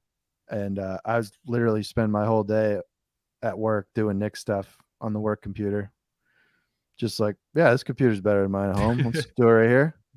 Because the work I was doing there, I mean, that's the work I should have been doing right out of college. It was just very formulaic. The systems were so down pat that anybody could sit there and edit it. Yeah. Like, it sucked, it just sucked. But something I skipped over that I shouldn't have is while I was at IDG, that's when I met Talia. And, we quickly got serious. And when I decided to go back on my own, obviously I talked with her about it and she was very supportive of it. And she's always been very supportive of every move I've made. So that's something I kind of glossed over. Is while I was at IDG, that's when I met Talia, and that's when my personal life started becoming a bright spot, right? Not a non-existent thing, and that's when I started looking for more meaning in my day job. Like, that all kind of coincided with me going back on my own.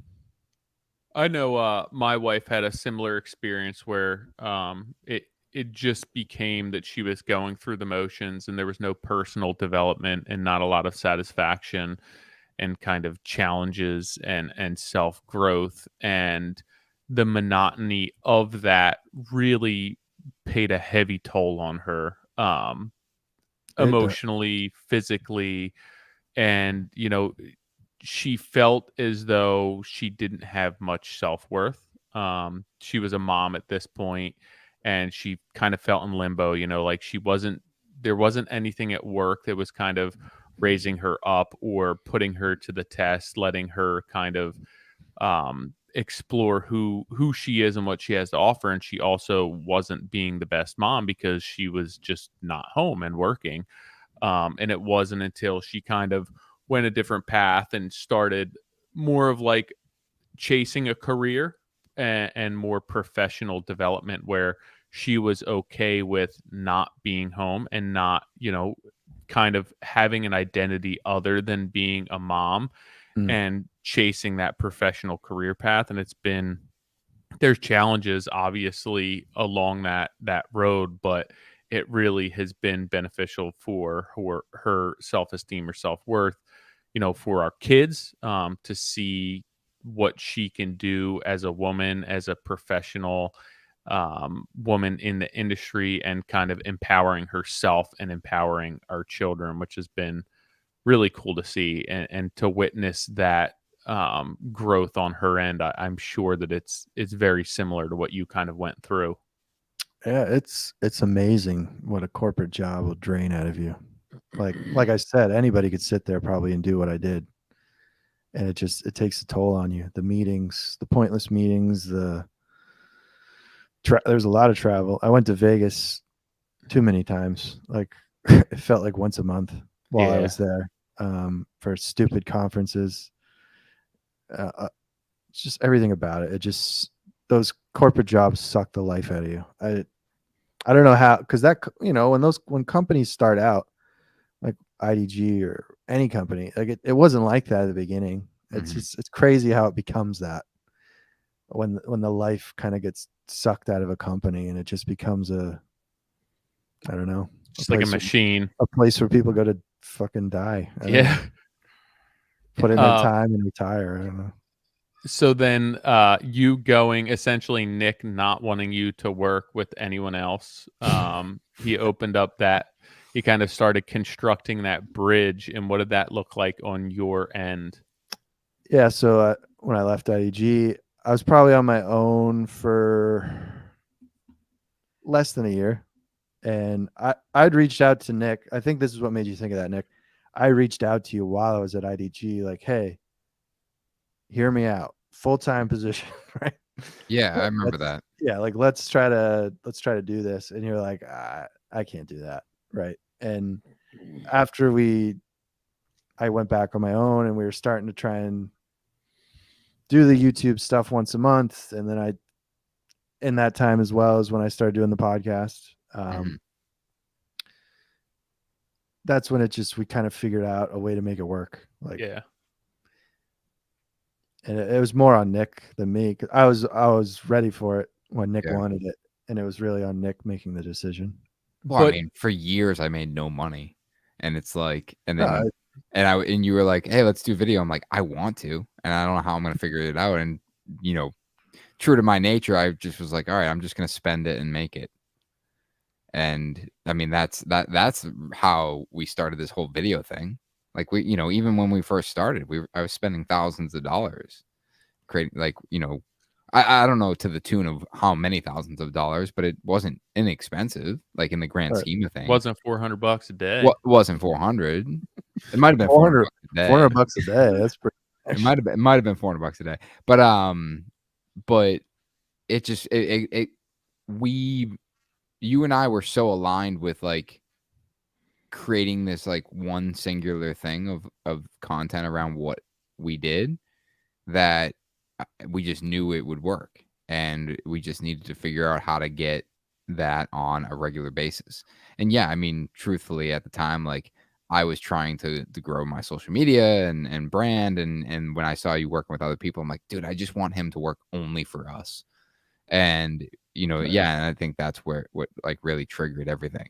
So at what point, right? So you're thinking, I want Doug to work only for us, but Motif is something that's relatively new. So was that always the plan?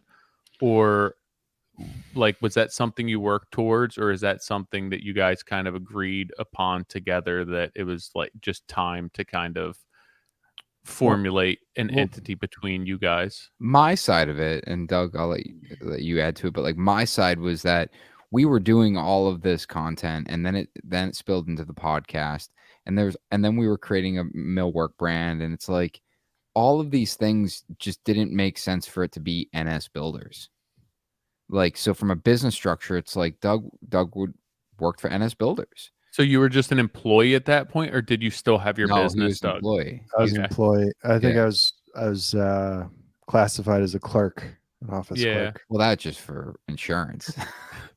I had you. Yeah, I was like, I mean, but there's like many reasons as to why that doesn't, like, for him to be your employee doesn't make sense right. And for then, both of you. but the other side of it was like, I know Doug loved Puffin Media. I know Doug loved having his own thing. And, when we approached that conversation, like, I wanted him to have ownership in it. And we kind of, we've been very upfront with each other. It's like, hey, listen, like Motif might just be for NS or NS Builders or the Modern Craft. Like it might just be that, but let's have the opportunity.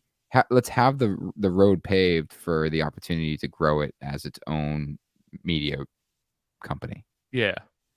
I mean, it makes the most amount of sense from a business perspective for sure. But I think it does present itself and lend itself to a ton of opportunity. Exactly. Yeah.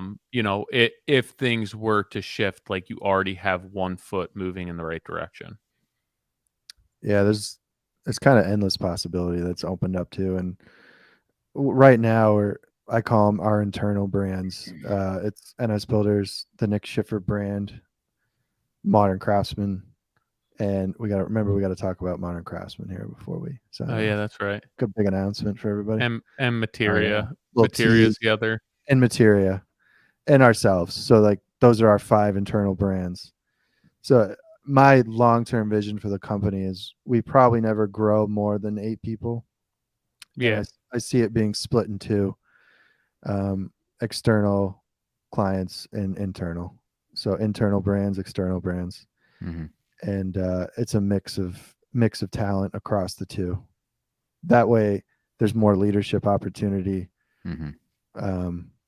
And I just see it making sense that way, where they're 2 different things. There's 2 different animals. When you work for the same company every day, it's very much different than working for that company once a year or twice a year. Yeah. Working for 20 other different people. It's 2 different animals. It's 2 different styles of work. And I very much enjoy. So that's kind of my love-hate thing. That's why I like the full-time thing. I very much enjoy working for NS Builders every day. But, I like taking in the client work. But I like that aspect of working for the same client and being hands-on with a brand and a part of the brand. And I like that. Some people don't. They want to make that video and move on to the next one, and which is fine too.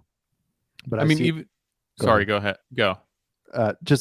That's my vision long term for the company, is having it split kind of in 2. I mean, even if you look at, for you to be able to grow that company, having Motif versus, hey, like, come work for NS, you're like an employee with NS, but it just doesn't make sense. Now, you're looking to hire somebody or bring them on, and it makes a lot of sense to look at it as, hey, here's the setup for our business. We have 4 to 5 internal brands that we handle all of the media and social for, and we also have separate clients, Exactly. which that's just like a much easier sell to any sort of potential employee as well. 100%. And it's, look, we haven't even been operating a year yet, right? We're almost there. Yeah.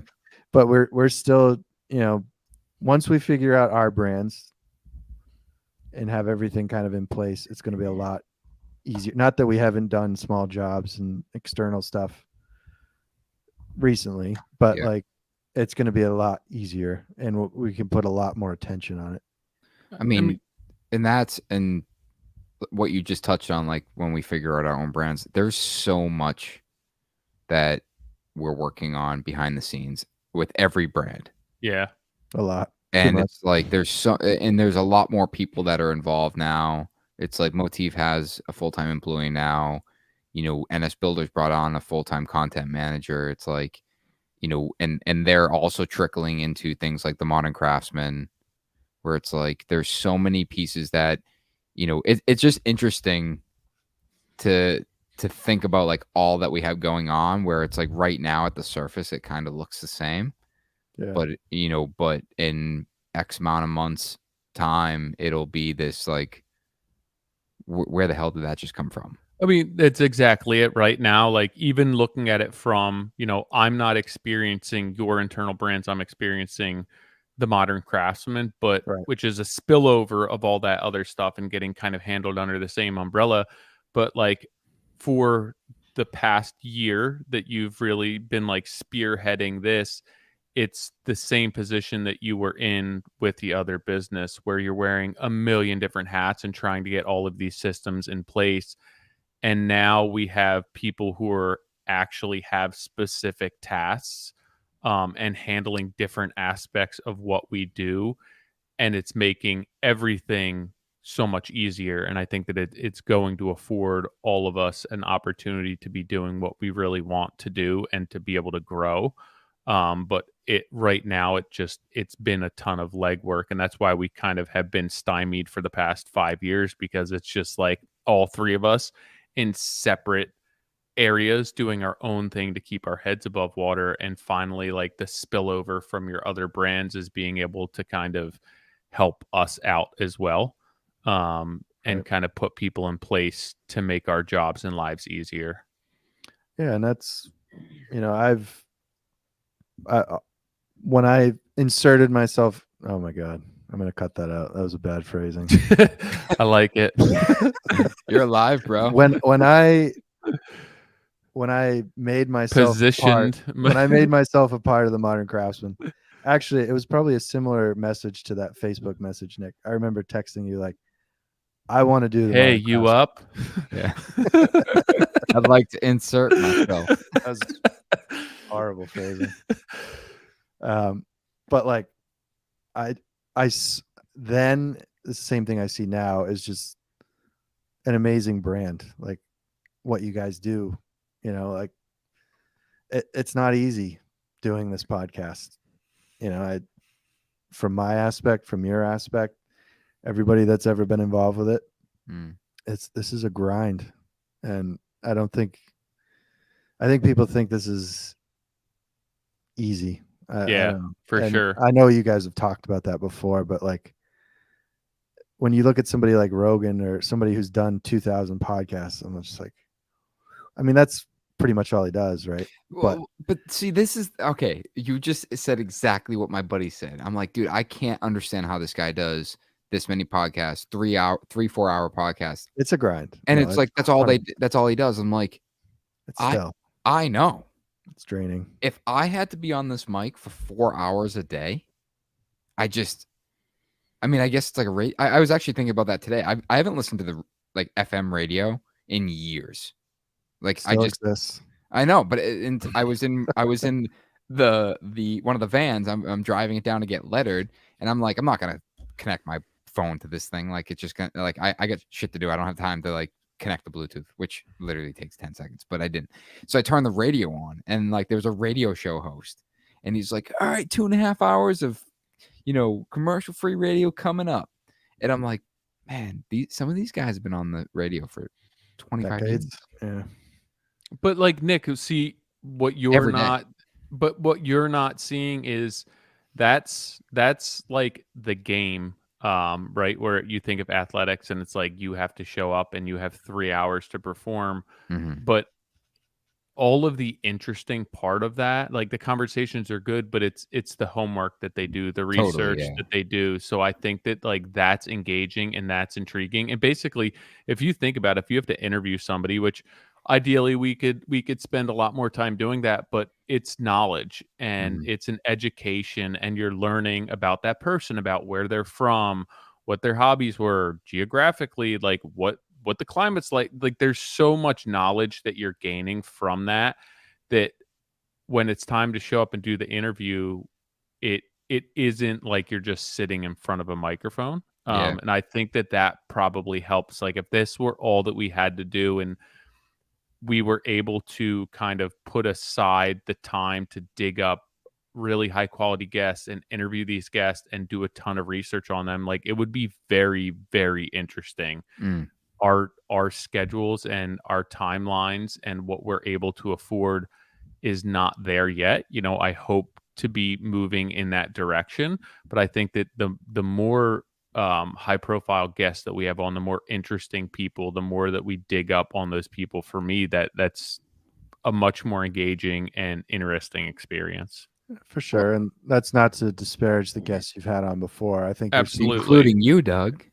no, not me, but thinking more along the lines of like, I think you just mean like you wish you'd done more research for some of the On guests. my end, it has Yeah. nothing to do with our guests. It's just Yeah. like on my end, we have never been afforded, and this guests time. aside, yeah, like we don't have the lifestyle, the businesses where it's like, hey, we're gonna have a guest on, and I'm gonna spend 24 hours or 2 days digging up, Yeah. information on this guest. And Or I it's a think that guest that we know everything about because they're so high profile. correct. And I think that if our business, if our podcast was structured a different way, and this was more, this isn't our primary source of income. So if we were devoting more time and energy to this, like we're trying to get to that point, I know for myself that I would require more out of myself for the podcast, because I Right. think, there's more at stake, and I'm looking to myself with this. It has nothing to do with our guests. It's more so on my behalf. Well, I think that's, I mean, Doug, you said it a minute ago. I think that's a good segue into what you wanted to chat Perfect. about, Perfect segue. where it's like one of the things that we're focused on in 2023 is like, one of our full-time employee at Motif, she's helping produce the podcast now. Yeah. You So everything Tyler just talked about, we're implementing in 2023. We have some big sponsors that we're announcing. We have additional employees. We have a more robust schedule. I'm gonna clean up my office and get a better background after having. I got to do that too. Clark and Aldine just pwned you. Yeah, Doug and myself both texted Tyler when they were on, and said, "Doug, I need a background." Their background is really nice. Talia texted me. She's like, "Wow, Nick's background compared to theirs is." Yeah, terrible. I actually got my poster wrong way.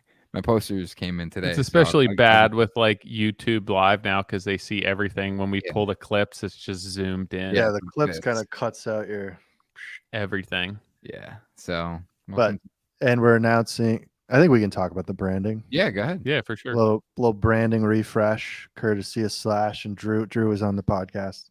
Yeah, we actually got it this morning. Tyler, have you looked at the brand deck? I have not. I had a very busy day. Dude, it's so.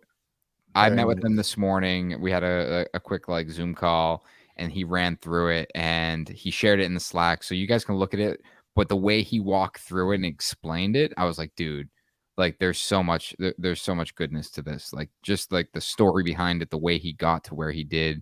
So you guys will see some of that branding refresh being trickled out over the course of the next few months. And like Doug said, 2023, we have, some big sponsors to announce. We have more content being announced. YouTube Live will be every Tuesday at 3 p.m. for 2 hours. And it'll get reposted with the podcast Sunday night, Monday morning.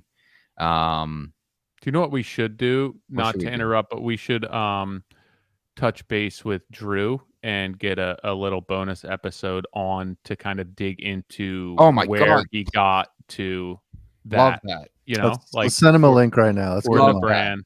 Call it. Drew, call it. Because it's not the same. Just like looking at it isn't the same as understanding how you got there. It's a completely different experience. Drew might have recorded himself designing it too, like screen recorded. That'd be sick, dude. That's pretty intense to watch. I tell him all the time. I'm like, dude, you don't do enough content. Like, and I tell you, Doug, like you'll do the time lapses every once in a while. I'm like, I'll sit there and watch them. I was just watching Doug's personal content where he's like putting these video clips together of his kid at Christmas, and I'm like, this is professional. I'm cranking out reels a bit. Dude, this is legit. Dude, I tried to make a reel the other day. I'm like, I can't believe I'm this disconnected from social media now. Van though is such a he's got like he looks like the Gerber baby. He's been referred to as the Gerber baby many times. he looks like a He's painting. cute. He is cute. It's amazing. Should have 3 more, dude. It's the same thing. No. That's what everybody keeps saying. That's not happening. That's definitely not happening. But I feel like we have to make it more regular to get Doug on. There's like so much more that I want to dig into and touch base on, and I feel like you'd hour, be 2 hours. Yeah, we're capped. I just think that, like, I don't know, it's a good dynamic, and I think that there's a lot more that I want to know. I've learned so much. I feel like Doug and I need to start driving together again. Just go back to Facebook messaging. I should. I kind of I sympathize with Spencer Lewis because he's like, I talk slow. Like I talk slow too. Like in a personal conversation, like I think I lose most of my audience based on the way I talk. Like the delivery. It's yeah. all right. I don't think that Nick or myself have like an amazing podcast voice or delivery. I'm like super monotone. Yeah. I stumble over every word. Unless I take my Alpha Brain, then I'm okay. Alpha Brain. Not sponsoring the podcast. Not, but they should. That'd be a sick. That'd be a sick. Get the only time I'm good on the podcast is when I take Alpha Brain. Great for memory and focus. Daily cognitive support. Yeah, I'd definitely be down. I want to dig into what you guys are doing with the house. Oh, geez, we didn't. That was the whole reason I wanted to come on here. We'll shout it out real quick. Well, yeah, Quincy Cottage. It's a series about my own personal renovation. It's on the NS Builders YouTube though, kind of like a site visit. It's just not to the quality of a typical NS Builders project. It's more of a middle tier renovation. I'm gonna make a correction to something I said within that series. I said I was helping Doug with this project. I'm not doing anything. Doug's just like, who do I call for this? And I'm giving him information and connections. And quick shout out to Tim, yes. Nick's superintendent. He's been the project manager, and because Doug was like, hey, you're not helping me. Who should I think? The one day I got a hold of Doug for like a question. He's like, can I call you back? The roofers are here. Like, and was basically working with the roofers. And I'm like, what the hell is going on right now? Just to give you a visual, Tyler, I was holding the camera like this because I forgot my headphones. So I'm like trying to get the roofers. I was like, yeah, call me back. And I totally forgot to call you back. You texted me like 2 hours later. I think I figured it out. It probably took 2 hours for me to figure it out, but that's all right. No, but I also want to spend a little bit more time kind of just talking about like your hand in what we're doing more so than just, that you revise the podcast and go through it. Like, I think that you are a huge reason for the push that we've had. And I mean, even for being here right now, because we've been through a lot of crap, and I know we've had ups and downs. And at the end of the day, like, you were a massive reason for Nick and myself to keep moving forward. And you straight up were like, hey, you owe it to yourselves. You owe it to me. Yeah. So I'd like to kind of ensure that we touch on how much you are responsible for this podcast and what you do. And obviously, everyone, we get all the credit. Like, it's about Nick and myself, but if it weren't for you, we wouldn't have any of this crap. Not that we have a lot, but no, I appreciate that. And what pushes me to push you is the way you guys are. Like, I can't come to the table half-assing it when you guys are out there doing what you do. So it's a good circle, right? Yeah. Right. But I just want to, I do want to dig into that more and kind of get your, I don't know, your personality and the reasons for you doing what you do, and just kind of get into that more deeply than we had time today.